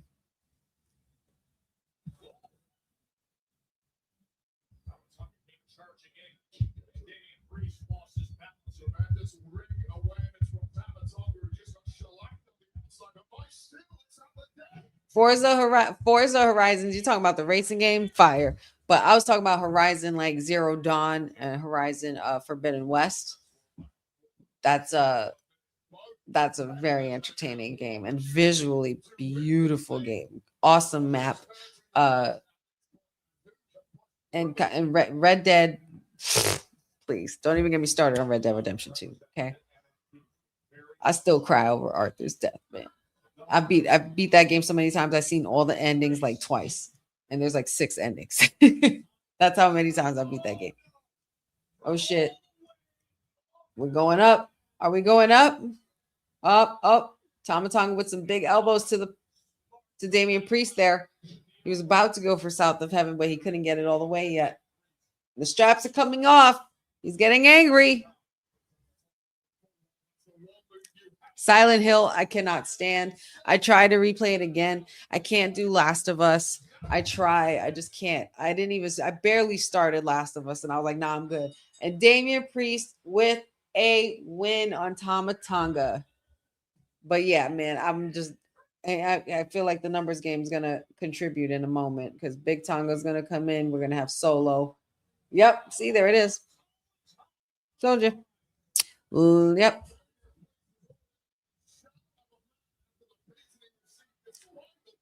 Yeah, did not like Silent Hill. Let's see. I played one recently. It's kind of an old game, but it's called Control. Really weird fucking game. Really weird game. But good game though. Like I enjoy like weird games and weird shit.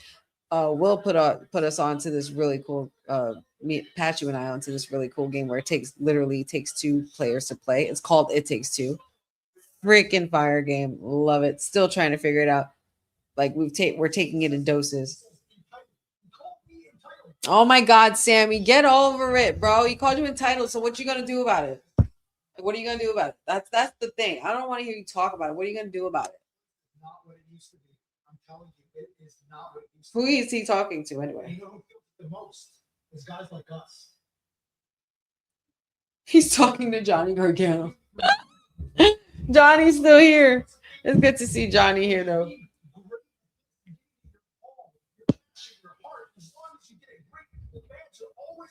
If there's anybody who relates, it's definitely Johnny Gargano. The cream always rises. Bro, you're not Macho Man.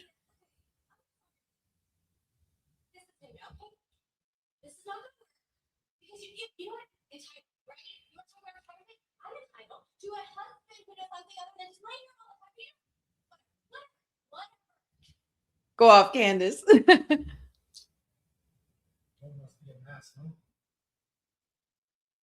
You know what? You don't listen. You don't listen. You don't listen to the noise. That's what you got to do. You got to tune it out. You got to remember who you are, and whatever you do, you don't let anybody take that away from you. Oh, bother, Sammy. Do I care?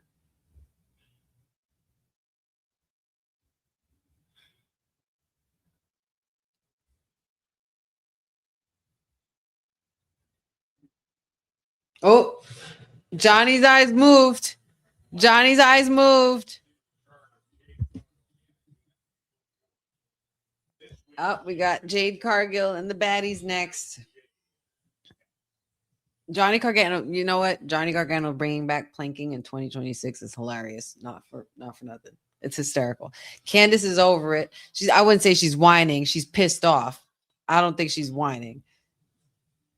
Because not for nothing, her husband's been laying like that for weeks, months at a time now. So I don't think she's really whining. I think she's trying to motivate his ass and get him up. And it's just not working. But considering what Sammy said and Johnny's eyes moved, says a lot. Says a whole lot. Man, Nintendo, what? Are you kidding me? Hell yeah. Papa Honey we had Nintendo and Sega Genesis at our house. We had both. Didn't have to choose. We had both. Oh God, we got scary movie shit.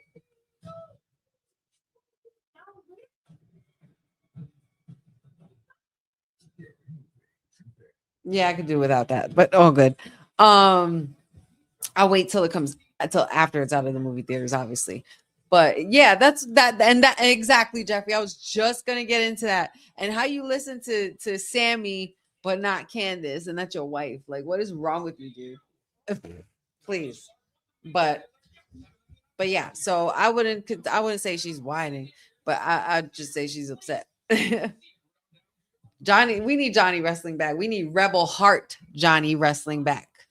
Not this way shit. Unless we're bringing Indy and Dexter back, and then we do bring back the way in TNA somehow. Like, I'll be fine with that. I will totally be fine with that. But yeah, I totally played Nintendo and Sega Genesis. Let's see, Super Mario Brothers. Let's see, Zelda, because I could say it, not Cody. But let's see, with Sega, oh my God, we had the Terminator game, we had wrestling, we had both WWE games. We had Sonic, obviously. Sonic was definitely a game in my household. My dad played this game called Golden Axe. I don't know if y'all, and I don't know if anybody here will remember that. I'm kind of dating myself with this one, but Golden Axe. Woo!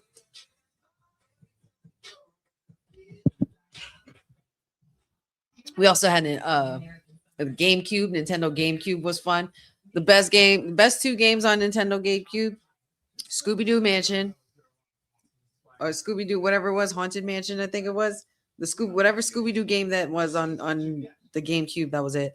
And Luigi's Mansion. That's what it was. Man, listen, couldn't see me that. Oh my God, Donkey Kong. Don't even get me started. Tekken.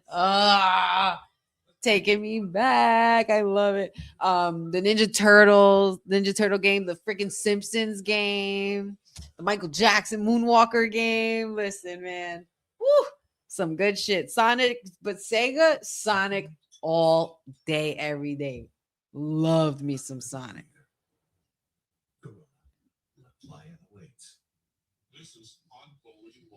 Mario Kart.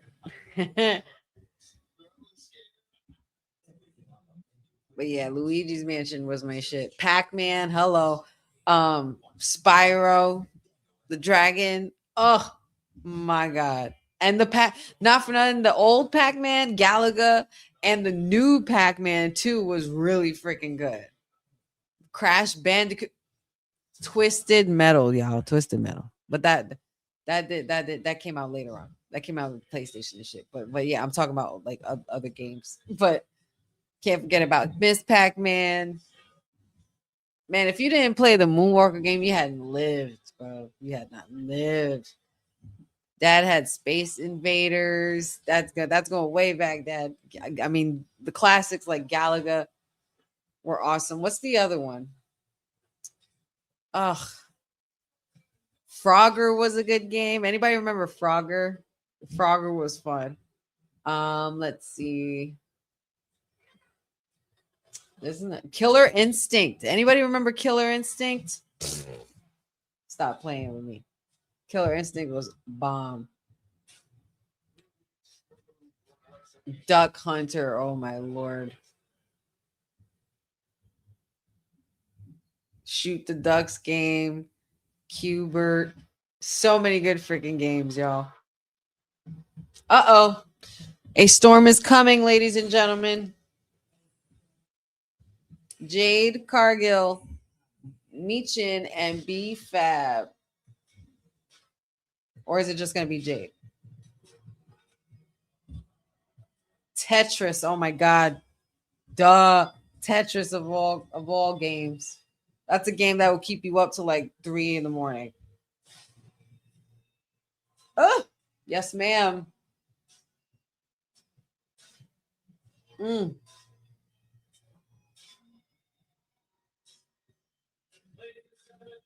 She got her own. She's building her own big 3.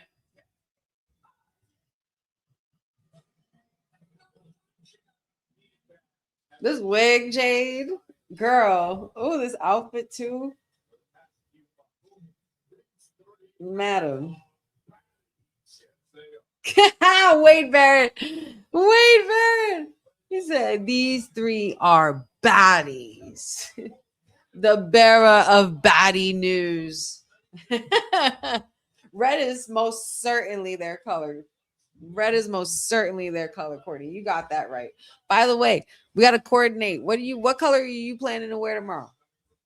Or should we just wear all black? I don't know what to wear. Honestly, I don't know what to wear.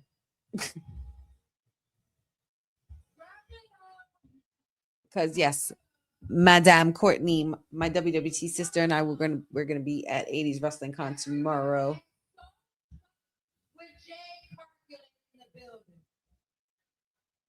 These girls look good. This is another faction I can get behind. Everybody want to call me a faction killer and shit. Oh, green.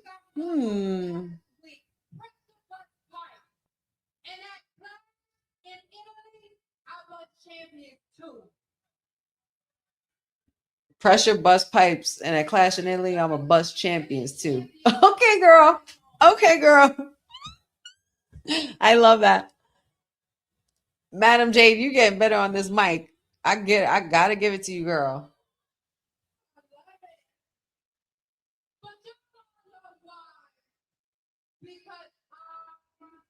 That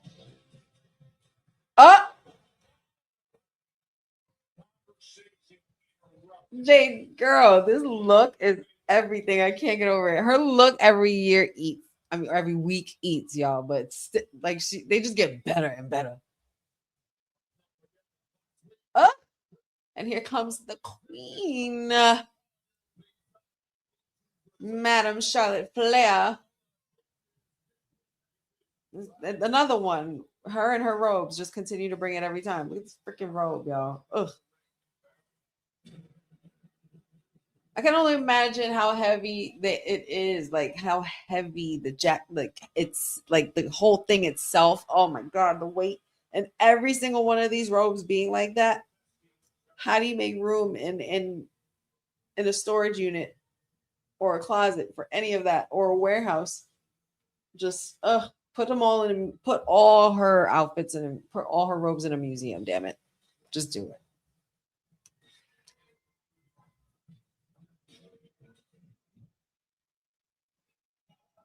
Madam Alexa Bliss. A little light, a little dark. Oh, you're right. Green is an 80s color. Green is very big in the 80s color.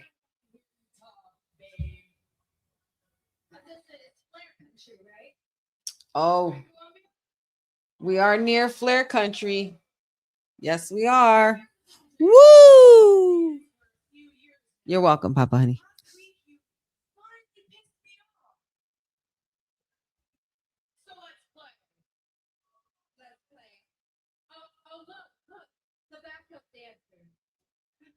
Oh shit. No, she didn't. She called them the backup dancers.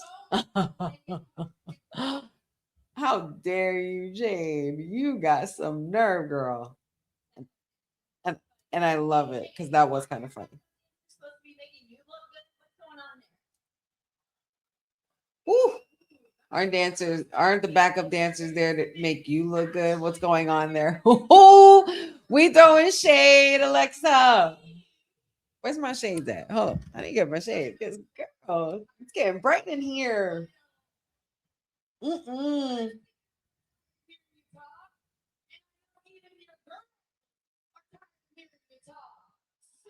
Oh, shit.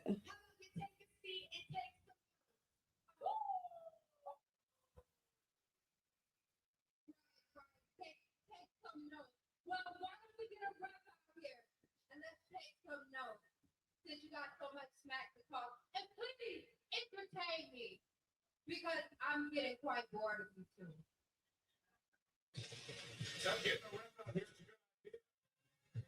I have a feeling there's some real cattiness there. Cause Charlotte threw shade light, and I know even your girls are tired of hearing you talk. Like, what y'all trying to say? Like that felt like that wasn't part of the script. Like some of that wasn't part of the script. Because there's a lot of cattiness in that locker room, child. I feel it. This whole thing, I don't know what goes on in that locker room. Let me stop. I'm not gonna do that. I'm not gonna be messy. But I love the spicy. I'm loving it very, very much, y'all. There was a lot of shade. That's why I got my shades on now. So I'm gonna give everybody a moment to quench themselves from the shade and go pipe down on their tea because it's getting really hot right now. And we're going to take a quick commercial break. So enjoy this message yet again from Boss Lady and gang for the Women's Wrestling Archive. Women's wrestling didn't just show up yesterday in glitter boots. We've been here the entire time, body slamming through history. The Women's Wrestling Archive launches 2026, and it's going to pave the way for all women's wrestling. Because if we don't document it, a man might say he did it first. This has been a passion project for a very long time. head over to the womenswrestlingarchive.com to donate 1, 5, or whatever you can. It all goes a long way. Let's give these women the spotlight that they've always deserved. Her story belongs in history. Help us preserve it today. Join us at womenswrestlingarchive.com. Support the archive. Support women's wrestling. Donate today.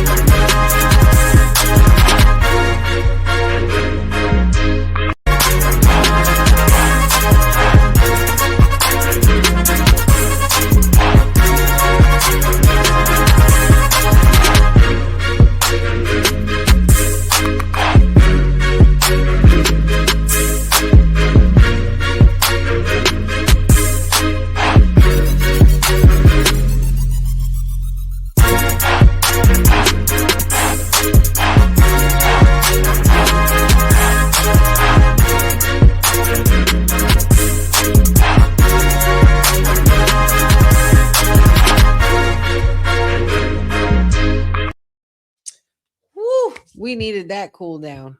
We needed that cool down. But yes, please don't forget to check out womenswrestlingarchive.com, where you can preserve the women's wrestling legacy from the past, present, and future for years and generations to come with your donation. Because who doesn't want to support women's wrestling? We are Women's Wrestling Talk, after all, aren't we? Yes. Oh boy. Well, I needed that cool down for a second because that was pretty crazy, y'all. That was really crazy interaction. Oh, the glamorous one teasing her return yet again.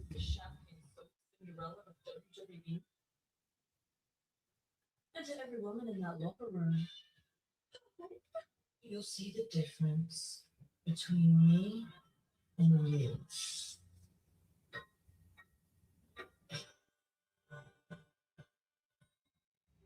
Oh, she's in the car. She's in the car. She's driving. She could show up. She could show up tonight if she wants. She sure can. Why not? Why not? She could show up. If she doesn't show up for this, she could show up tonight at some point. But I personally think she's gonna be showing up within the next couple of weeks, because I think she will be a part of Clash in Italy. So I can't wait for Miss Blake Monroe to arrive.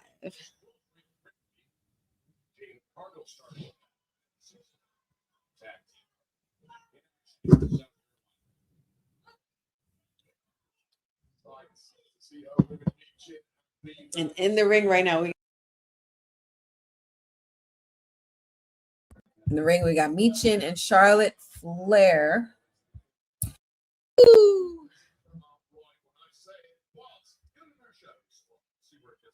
Don't forget, guys, make sure you stick around for that undisputed WWE Championship Contenders match tonight, because clearly that's going to be the main event. Because we like to at least try. I like to think that SmackDown likes to have matches in their main event. Unlike Raw don't be having main event matches. They haven't had a main event match since February. Insane. There's literally been segments ending Raw on Netflix every week since February. Charlotte Flair 14 times. Excuse me, y'all. Like change in attitude we've seen from ancient feedback since linking up with Jay Cargill. Two women who highly talented in ringes haven't been given the kind of opportunities to. Charlotte giving Meechin this work. Waiting for the chance, giving up being nice girls, and decided to take things for themselves. Thus far, it's working pretty damn well. It was a business decision. Road to WrestleMania. Takedown by Meechin there. In Las Vegas. Of course, a week ago was Jay Cargill. We need a hot tag really quick, Charlotte. Me too. I can't wait for Blake Monroe to show up on SmackDown. I'm so happy she's coming to SmackDown. You know what? No, Blake's not going to show up for anything that has to do with this. I feel like Blake Monroe should personally be the next. Yes, Jeffrey. Yes, Jeffrey.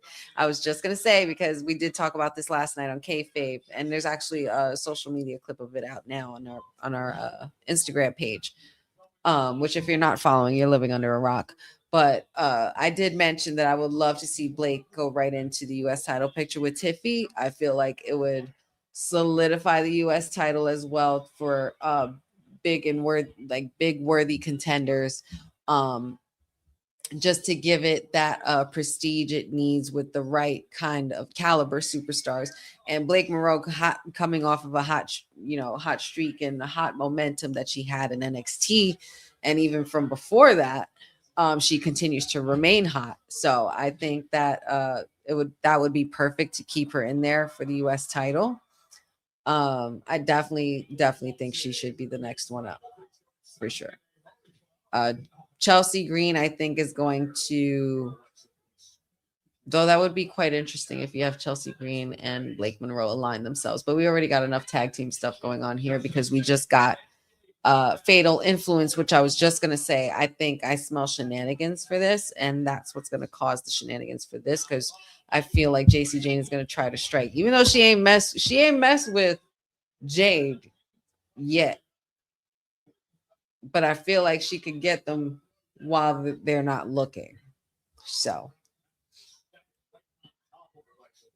but because JC Jane has kind of had the upper hand on a lot of the SmackDown roster lately, ever since Fatal Influence came in. B-Fab looking great and doing such a great job in this ring. I'm so glad we're giving these girls more time. I'm feeling it.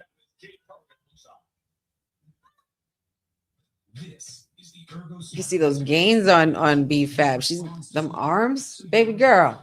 I love to see it. Love to see it. Who do you guys think? Let me know in the chat. Who do you guys think should be Tiffy's next opponent for her U.S. title, or what do you think is next for Blake Monroe? Who do you think she goes after first? Man, I always knew it. I always knew that B-Fab had it in her. Meechin too. That HBIC shit could have been gone over for a long time. Oh, another Ring of Honor alert from our Timeless Elite. New Ring of Honor Trios champs. We got Dalton Castle and the Outrunners. Oh, and of course, got to see her freshly made squeeze, Orange Cassidy with Mark Briscoe. Excellent. But congratulations to the new Ring of Honor Trios champs, Dalton Castle and the Outrunners. Pretty awesome.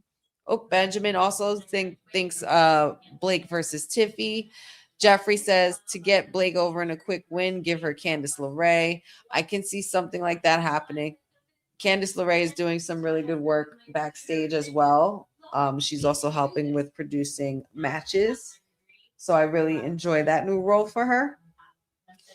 But still also making time to help with her husband, or somewhat try to help with her husband backstage, who's not trying to hear any word she's saying. But the fact that his eyes moved when Sammy said something to him, it makes you kind of wonder.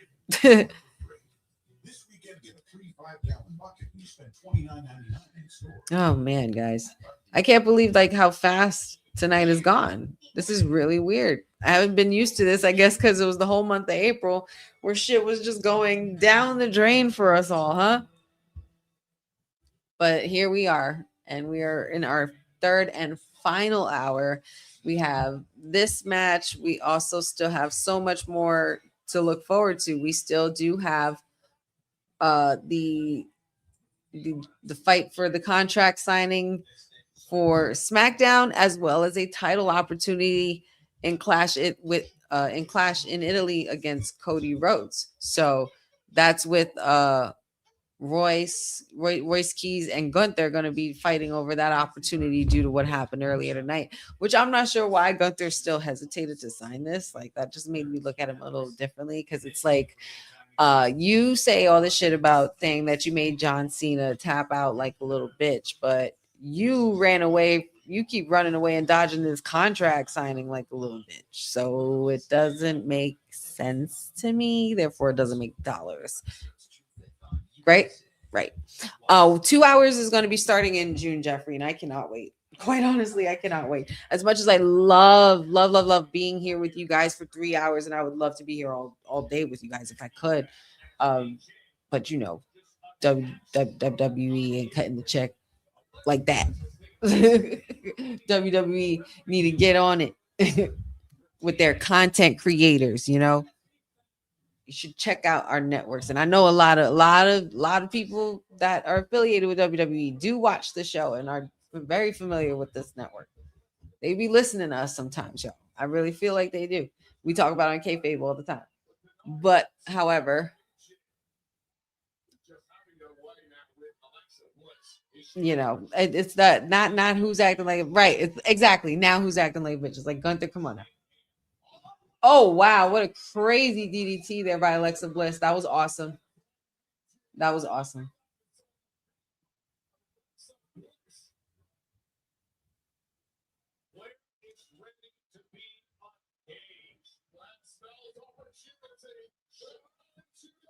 There we go. The hot tag. Finally.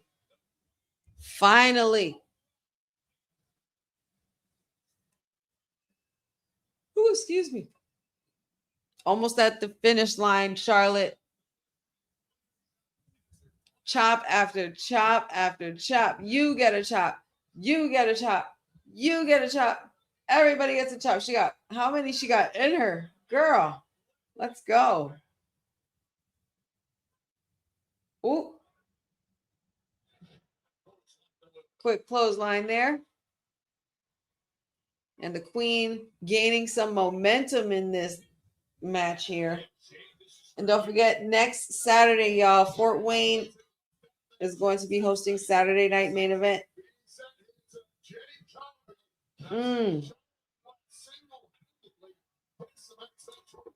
Oh, yeah.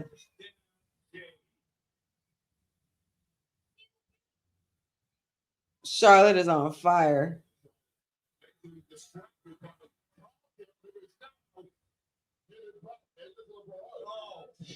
Oh, quick distraction.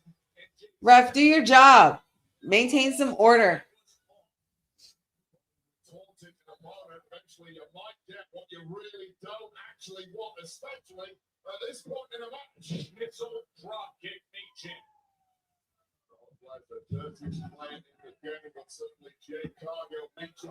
I don't care what anybody says. There's some real cattiness in this locker room with Jade. I don't want to hear it. You can hear it because you can hear Jade trying to mess with Charlotte and doing her woos outside while she's getting her ass beat right now. It's so mean. It's so rude.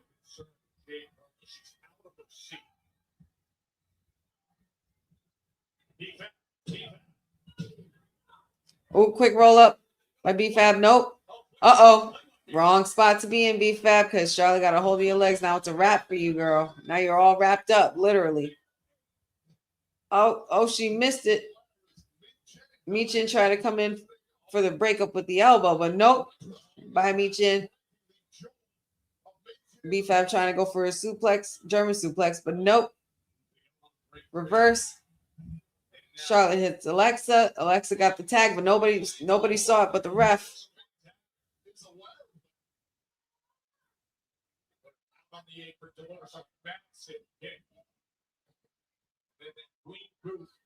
Come on now.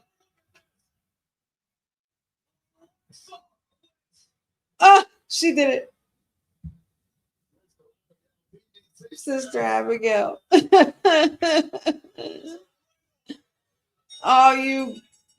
Oh, Jade, you ruined it. She was supposed to get that win. A Sister Abigail couldn't. They can't even get a Sister Abigail over anymore. This is stupid. How dare they? Hold on, y'all. Give me a moment. Hold up. They don't love you like I love you. They just don't. They just don't respect them. They don't. Charlotte's making a statement right now, boy. And because this not for now, we've been teasing this since Jade arrived. We've been teasing this since Jade arrived.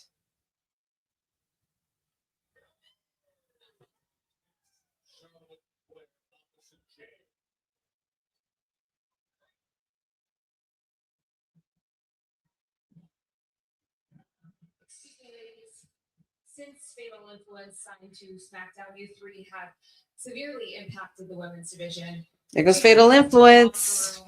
SmackDown's favorite faction. New faction. In this business, you're either the predator or the prey. And let's be honest, right now, Fatal Influence is at the top of the food chain. And Kathy, Dad. so-called teams want to act like they're best friends and they love each other. But deep down inside, we know nobody can really stand each other. As for us, well, it's the complete opposite. We're a unit.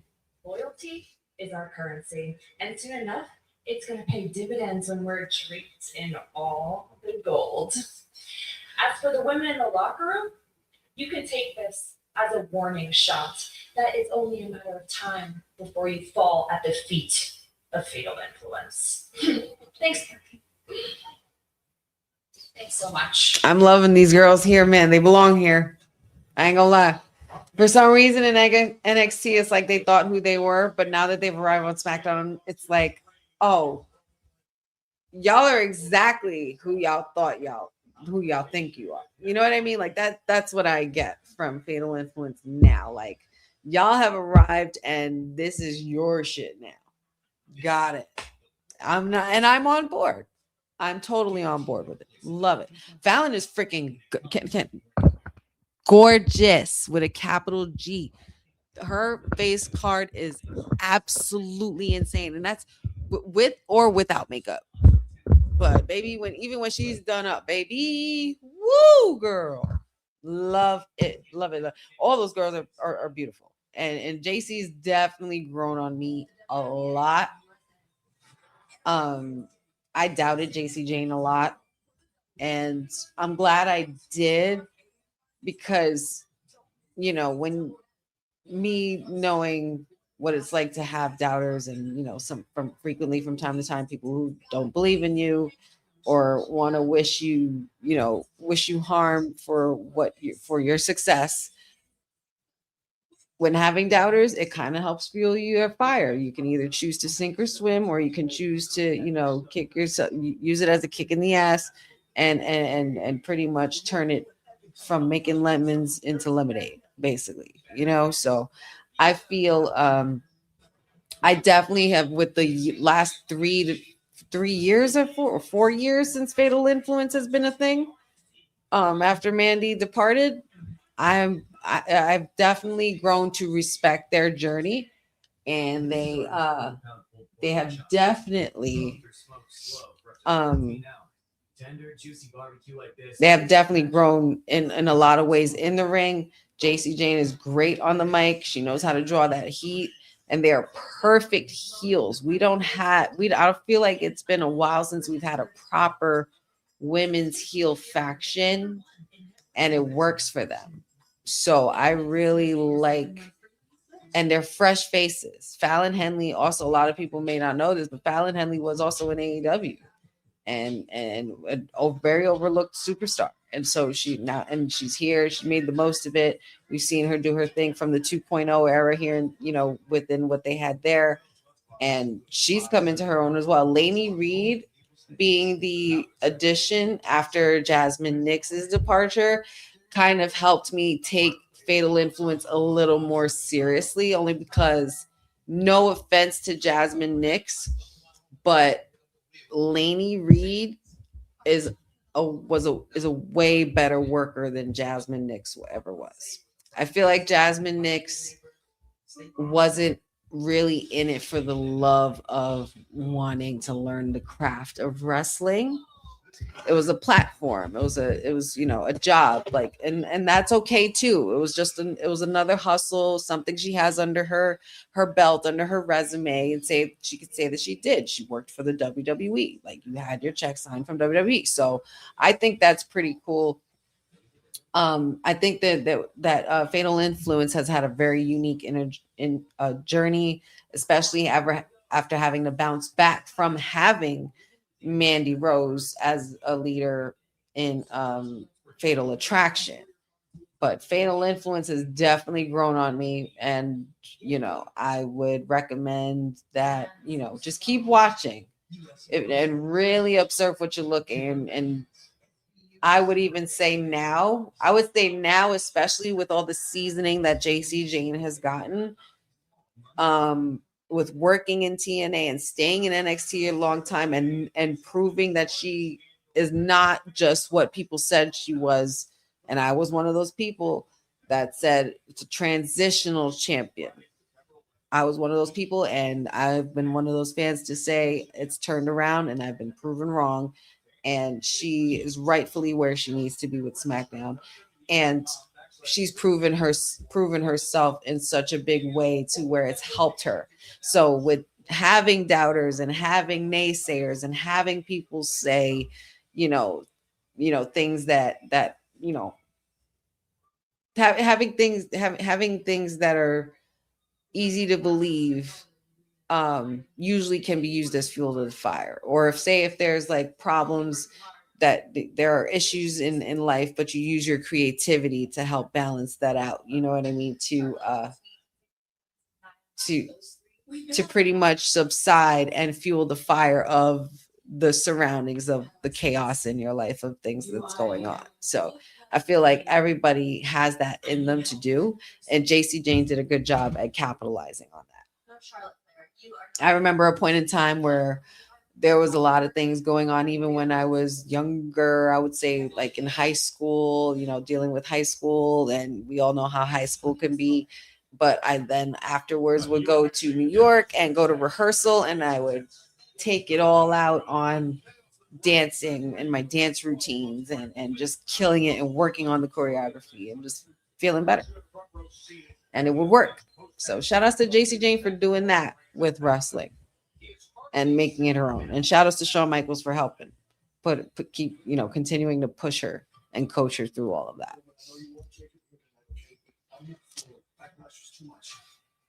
Oh, thanks, Pachu.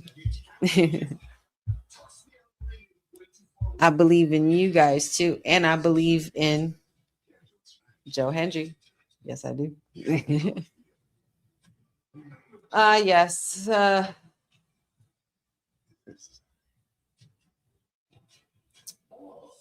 Roman Reigns, they're reviewing everything that happened on Monday with the ending of Raw. Very, like, I said it last night, believe it or not. As much as I wanted my tribal chief to be champion, I'm kind of bored with this. Like, I'm wondering, like, are we gonna put the title on Jacob? Are we taking the title off my tribal chief or not? Did they give, maybe, is this a potential situation where this could have been the reason why they took Roman's dates down from June and all of that? Are they going to make Jacob a champion? And did they do this with Roman to be champion to pass it to Jacob? Maybe. I feel like there's potential there, but I don't know what to expect. But after a while, I was just bored. I'm like, all right, I've seen him big put through a table already. I've seen him get a Tongan death grip, and now he knocked the Usos through a barricade and Roman. I've seen, like, okay, I get it. But are we gonna put the title on him or not? It's kind of like when the Vision kept doing damn tsunamis every damn week. That's what that it feels like. That it's like, why am I watching the same shit all the time? At the end of Raw, like, and first of all, the end of Raw should always have a match. And we talked about it last night on Kayfabe. Why the hell didn't Dominic Mysterio and Grande Americano not main event? It was the AAA Mania Championship, has never been defended on WWE soil ever. And you didn't make that the main event. That's crazy, WWE. That's crazy. So wait, R-Truth is trying to recruit Royce Keys for the new Judgment Day 2000, and Solo is trying to recruit Royce Keys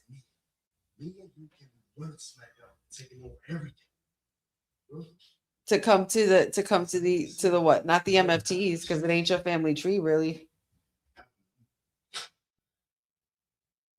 What, just because you don't want him on your brother, your cousin's side? Mm-hmm.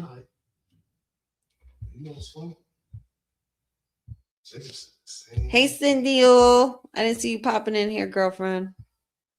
Hey, Lynette. The one who's Regina George is basically the who's Sydney Prescott? Boza, wait, I missed that. Fallon is the Sydney Prescott of Fable. But Sydney wasn't a mean girl. You can't call that. No, I resent that. You cannot call Fallon Henley Sydney Prescott and then say that she's a mean girl, because Sydney Prescott was not a mean girl. Sydney Prescott was victimized by a damn stalker. Like, what? She wasn't a mean girl. That's hilarious. Sydney Prescott. Another face card that never declined.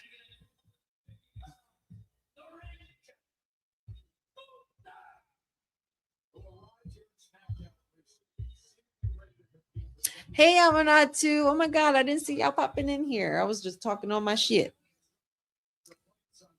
Cindy says, all I can have to say is I can't wait for Julia to go back to Marigold.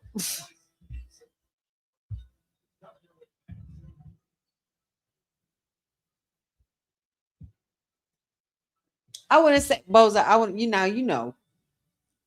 say Roman's scared of the Samoan werewolf. That's a reach. He's not scared. Roman Reigns being scared is a joke. Wait, so we got a preview of what happened last week, and then we also got a preview for Raw.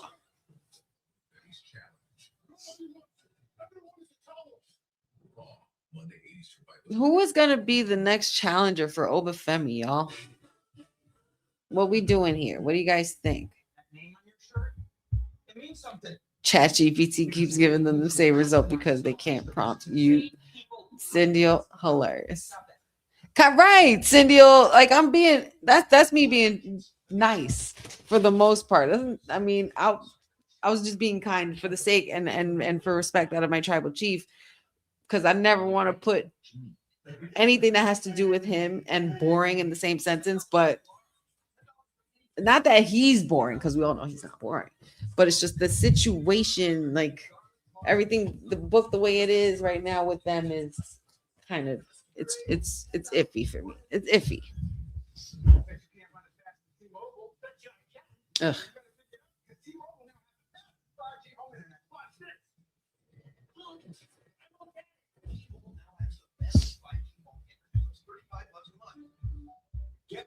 Jimmy John sandwiches, chips, and a drink for $8.99. Shoots turkey down with all natural turkey, pork heaven, smoked ham, provolone.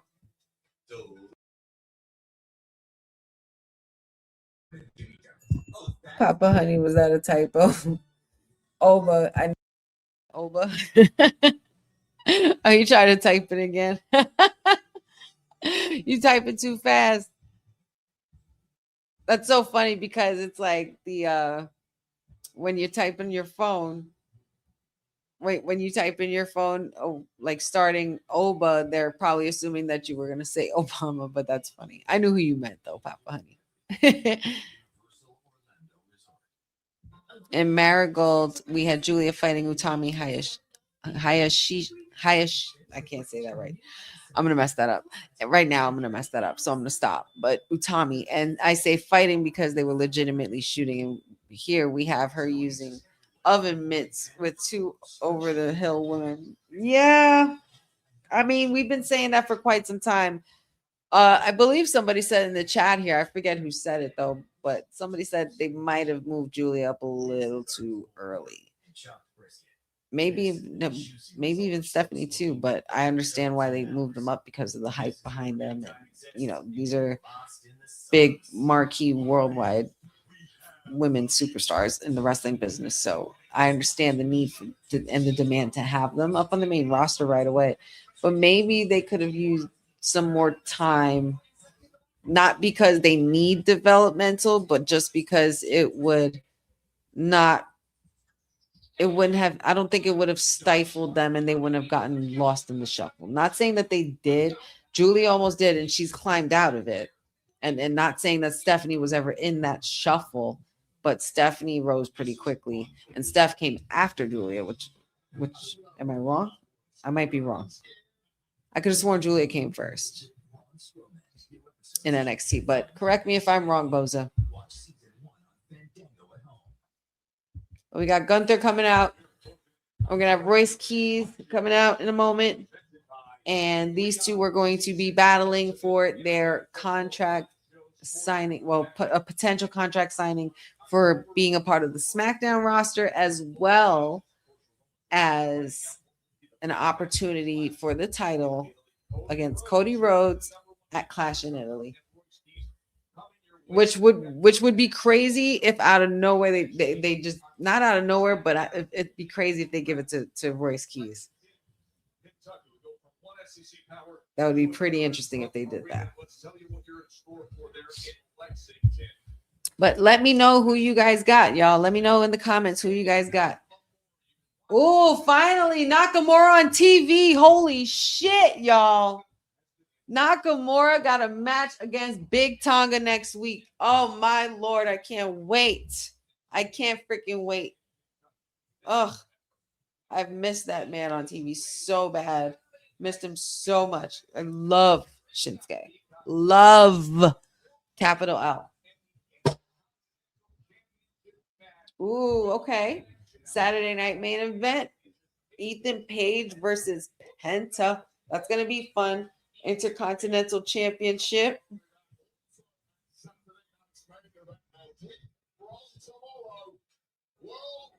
We got the Vision, Logan Paul, and Austin Theory with their World Tag Team titles on the line against the Street Profits. Saturday night main event. You better do the right thing. You know what to do. Get those belts on the Profits ASAP. Thank you very much.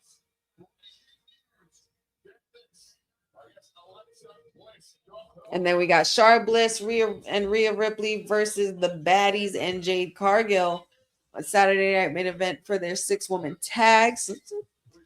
Some pretty good matches for the Saturday night main event. I'm not gonna lie. I love Wade Barrett saying baddies. It's so funny with his accent. I think it's adorable.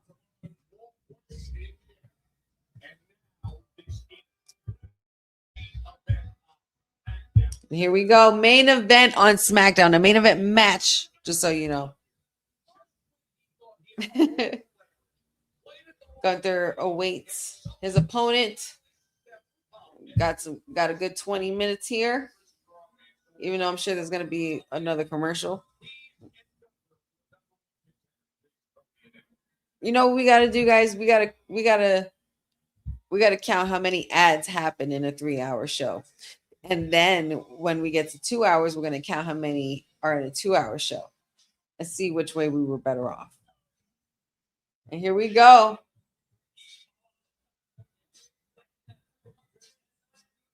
Royce Keys is pumped and ready to go. And he's looking like he's playing no games tonight.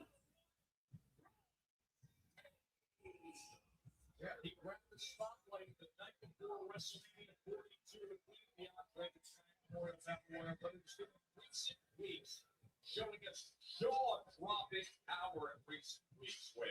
Yeah, and Royce Keys, I swear, gets bigger every single time. Oh, he's ready. He means business. He's not playing around. If this becomes a Gunther squash, I am going to be shocked. But here we go. Bell is rung. Contract and undisputed championship #1 contendership on the line.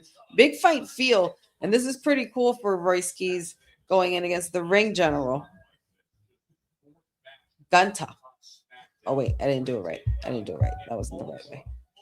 Excuse me. That was incorrect. I apologize. The ring general. Gunter, the ring general, Gunter. Yeah, that guy.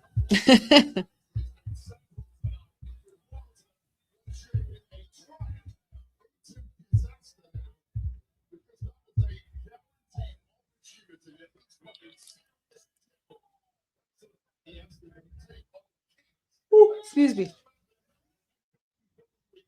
I'm gonna be. I think I'll do the same, Boza. You're right. Raw could never Cindy. It could never have a main event match. I personally think it would be a fun surprise if it is Royce Keys. I would like it to be Royce Keys, quite honestly. Like Gunther, I don't understand why we're booking this man like he's afraid to do shit.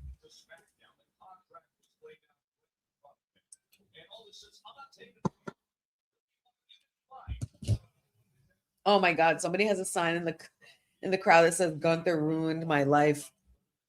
They must still be bitter about December. Yeah.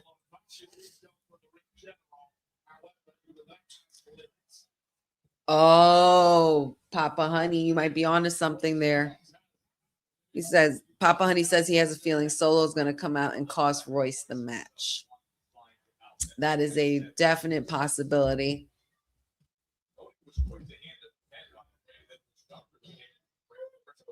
Oh.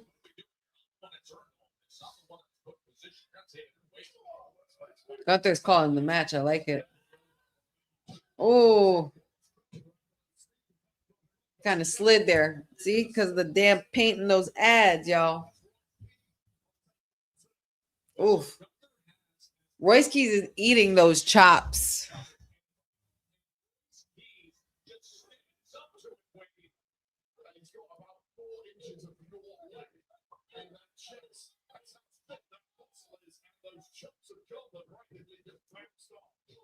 Yo, Royce Keys is really taking it to Gunther. I'm loving this.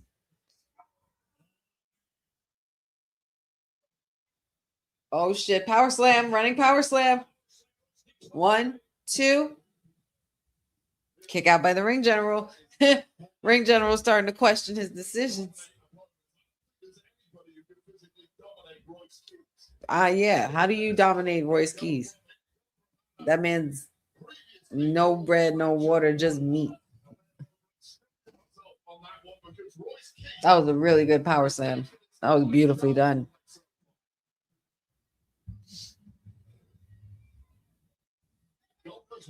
I did not. Oh, no, I did not see that, Cindy. What did he say anyway?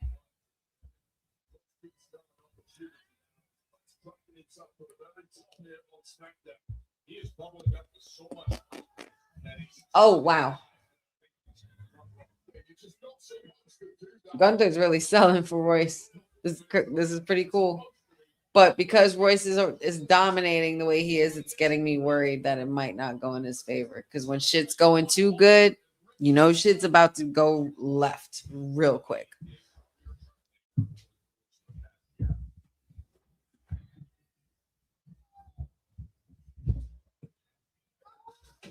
Oh.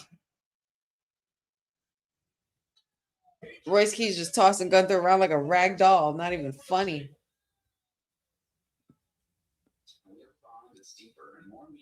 And we're back to a commercial.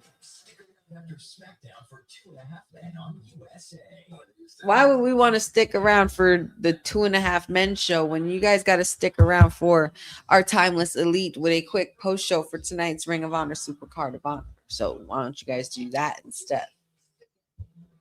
He really is, though. He's just getting thrown around, tossed like a salad.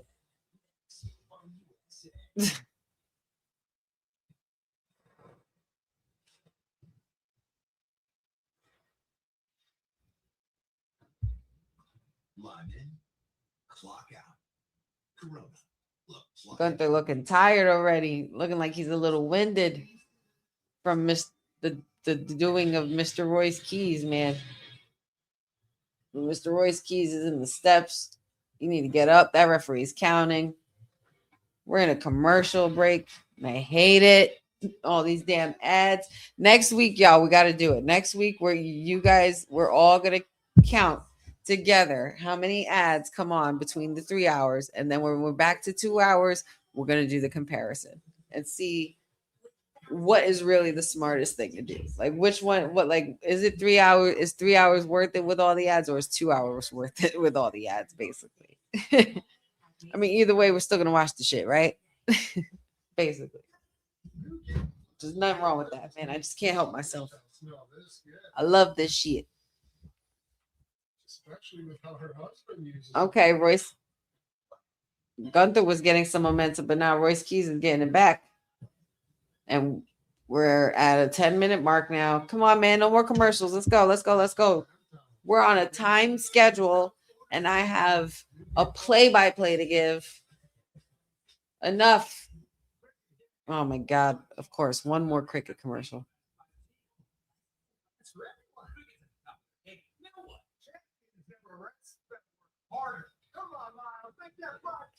That's what I'm worried about, Papa Honey. That's why I said when we go back to 2 hours, I want to count how many ads run through the 2 hour shows compared to the 3 hour shows.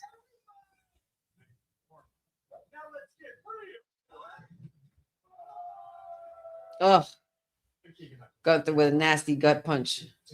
Anyone else is just an imitator. He gets like tea here for Megatons. Flavorless if you or Drawing some heat from the crowd, getting a little too cocky, taking his time. This could go either way, quite honestly. Keep it twisted. Please let this be the last commercial. Please. Like, enough of this. Oh, my goodness.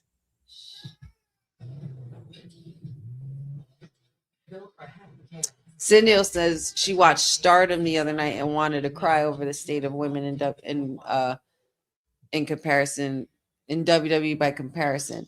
Matches aren't even comparable because 34-minute women's title matches will never happen. You unfortunately, my dear, you are right.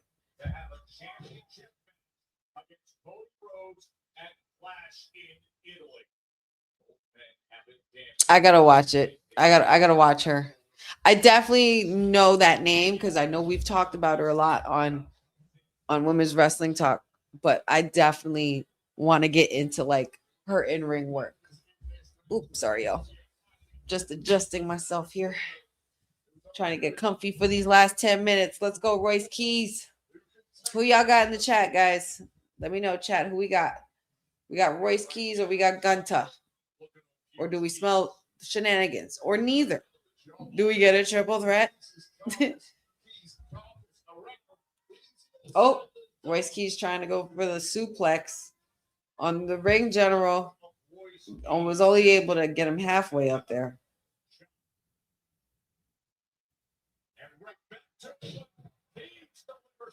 Yeah. I feel you, Papa Honey. The releases, like I said, I'm trying not to dwell on it because I know the show must go on and we got to move on. But that was a blow that, like, to the chest, man. That was bad. It was a very big hit that we took on SmackDown. And I feel like it happened to us. Like it happened to our show. You know, we were having such a good time. We had a good thing going. They were stopping doing the Wyatt Six, you know, stuff. Like it was just, it's like they gave up. I hated it. It's like they gave up. Only 26? Shit. Let's give it to them. Fight each other tonight. You brought up the point that Gunther's a preparation freak, and he didn't know this. She's only 26 and killing it. Royce Keys, especially.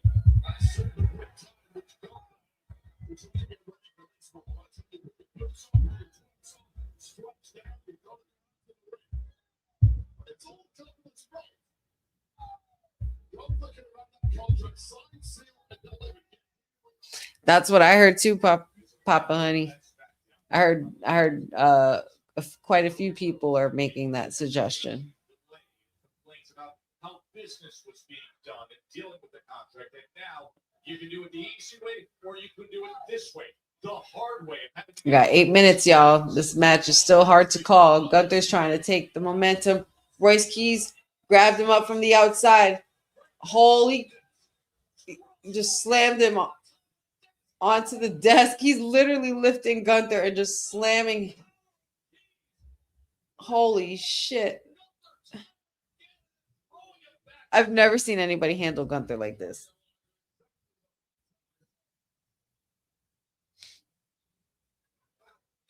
Oh, big boot to the face by Gunther. Come on, Royce. Uh-oh. The ring general with a big miss.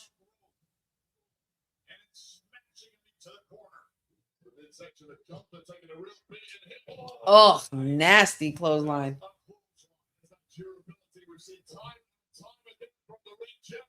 Uh-oh. We're going up top. Uh-oh. Royce Keys also moving on up there.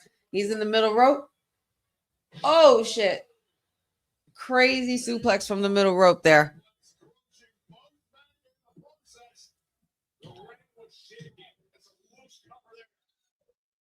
Utami and Julia were shooting so hard they broke each other's noses and laughed afterwards backstage. I'll never forget. That's pretty. That sounds like some tough. That sounds like some tough shit happened. Holy crap! I'm gonna have to rewind that and watch that. Wade is in the right. It's Gunther's fault. Literally like a dumbbell.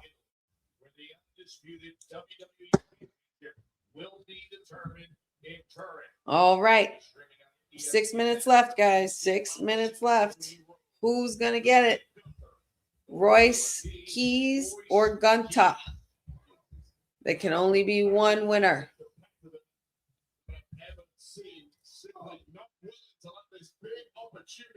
Gunther is calling this match this whole time. Oh, shit. That's the wrong move he could have made. Got a little too excited. Royce. No. I don't want to see another person tap out to this move. Even though it's going to take a while for this man to pass out. Royce Keys, if you don't get up, sir, get up. Get up, Royce Keys. Get up. Oh, shit. Somebody's coming into the ring. Oh, that's Solo. He's not coming into the ring. He's trying to show his support for Royce Keys, apparently, and motivating his ass to get up. And Royce Keys is waking up. Uh-oh.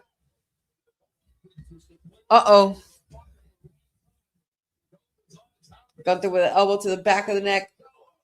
Oh!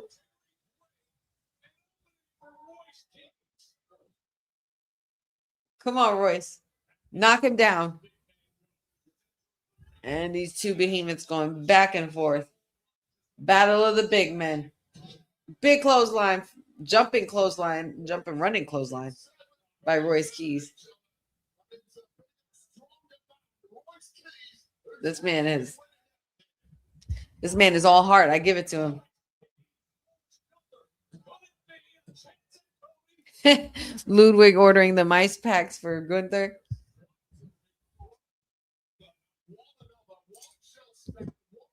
Come on, guys. 4 minutes left. 4 minutes and counting. What are we doing here? Oh. He was trying to do another running power slam, but he fell asleep. He's got him in the sleeper hold. Gotta watch Gunther for that, man. Get up, Royce.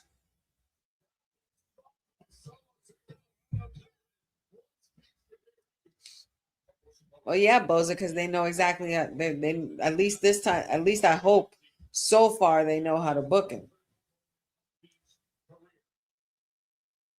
We'll see what happens. I'll let you know in 3 minutes if it was worth it. Oh.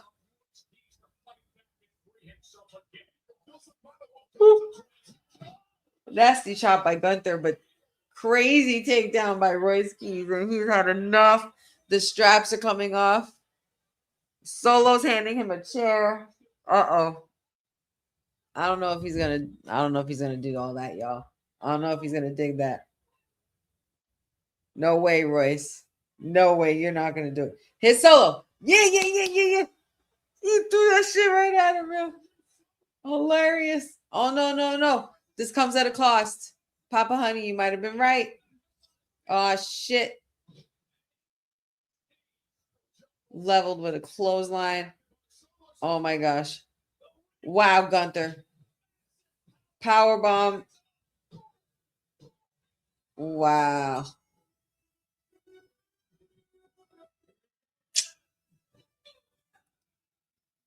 I mean, I guess this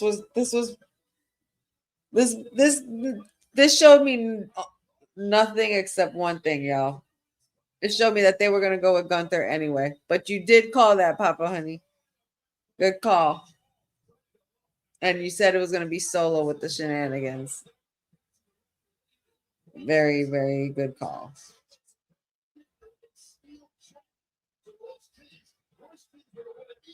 Yeah, I was just gonna say, yeah, like it would have been a great swerve for Royce Keys to lose, but you can't with the momentum going into Clash of Italy and the tour they're about to go on in the UK. Yeah, I get it. But I would have liked to have seen Royce Keys. It's a nice swerve, but it also protects Royce Keys because at least if Gunther does get that title, Royce Keys would have a chip on his shoulder, and I'm getting sleepy. Oh shit, there's Cody attacking from behind and Crossroads. Uh-oh.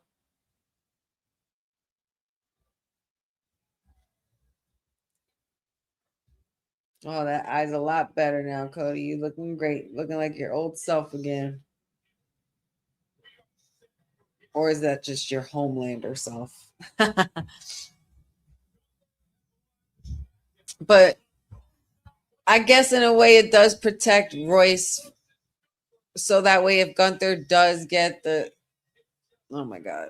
If that way if Gunther does get the title, Royce Keys could definitely vie for that title and have a chip on his shoulder and his thing would be to get Gunther, get his lick back on Gunther. So maybe we'll see them run it back, but that was a clean win and that was a great match, honestly, for the 10-15 minutes that we got, and at least we had a main event match, so I'm always grateful for that. But that was pretty cool. What are you, my mother? Royce Keys eventually will be a champion. Don't get it twisted. He's definitely going to be a champion one day. It's just a matter of when and what they decide to do with him. But yeah, Cody Reigns is acting like Roman Rhodes, just wrecking everyone and leaving, right? But only this time he didn't leave. But seems like Cody's ready for Clash in Italy. And it's going to be Gunther, so he had to strike first, like just to let him know, like, I'll be waiting for you. And Saturday night main event is looking good next week. Yeah, lot of cool stuff to look forward to. Make sure you guys stick around though and hang for a bit on the Women's Wrestling Talk Network. Keep your notifications on as well, because our Timeless Elite is about to be doing the Ring of Honor, Super Card of Honor post show and quick review. So make sure you guys check that out with her. Also, check me out, guys, for tomorrow. Actually, for WWT, we're going to be representing, Courtney and I, we're going to be representing for 80s Wrestling Con with ISPW. So shout outs to Tommy Furo and Total with Tom. Of course, we'll see you guys tomorrow. And if you guys are hanging, just come to the pink table. We're usually we're the ones that have the pink table, and just come talk wrestling with us. Maybe we'll shoot some content, have some fun.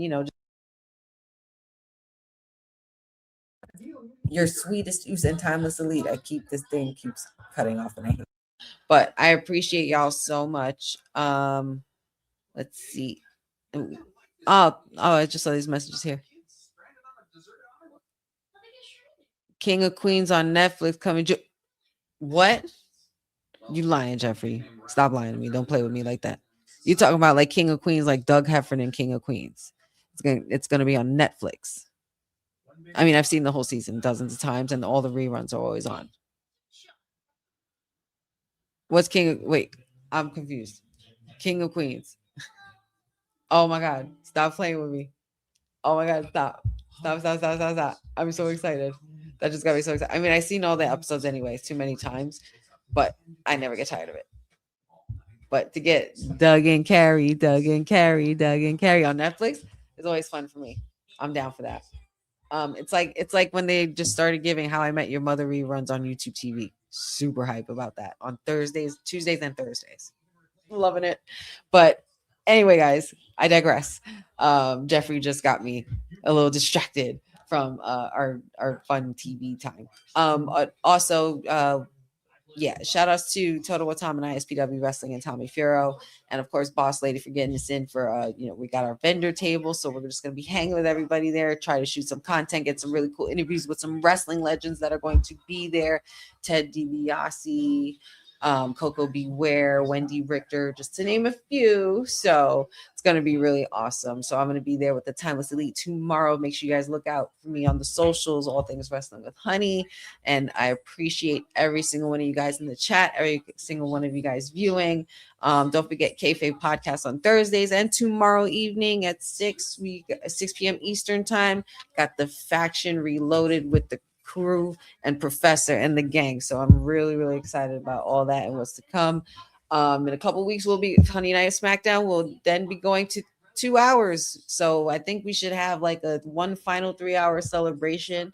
And I'm going to come up with something that possibly that we could do or make happen for maybe I'll get myself dolled up for our SmackDown 3-hour finale final episode before it goes back to 2 hours. But I appreciate you guys so much. Thank you guys so much for always bringing your energy and bringing your love and support to this channel for Women's Wrestling Talk. Please don't forget to also support all the other things that my colleagues and affiliates and fellow folks of the panel are doing. We got a lot of stuff cooking, a lot of things going on, and keep your notifications on. Check out merch and stuff. Check out the website, womenswrestlingarchive.com as well, and show how you can donate and support women's wrestling. Don't forget about that NordVPN, because we got that Saturday night main event, and you got, well, not every Saturday main event, but just to watch your PLEs and stuff like that, and to keep yourself protected. Don't forget to do to keep your connection fast, private, and secure with NordVPN as well. But this is your sweetest Zeus, guys, signing off. And this was a pretty fast SmackDown, and which means we had fun. So I'm happily signing off today. And I'm happy to sign off with you once again. And I will see you guys next week. We're going to have a lot more action-packed SmackDown for you guys. So make sure you guys tune in. And I appreciate y'all. I love y'all. Mwah, mwah, mwah. And this is, of course, your sweetest Zeus signing off for Women's Wrestling Talk for a Honey Night SmackDown Watch Along as part of Women's Wrestling Talk, the #1 women's wrestling network on the planet. You guys take care. Have a wonderful weekend. Be safe. And, just relax a little for the weekend. Let's take time to relax a little for the weekend and have a good weekend nonetheless. Appreciate you guys. Thanks for joining WWT. Don't forget to like us on all social media platforms at WW Talk Pod. Like and subscribe on all video and audio platforms like yesterday, my G. And check out our website at www.talkpod.com. Thanks for watching Women's Wrestling Talk, the #1 women's wrestling network on the planet.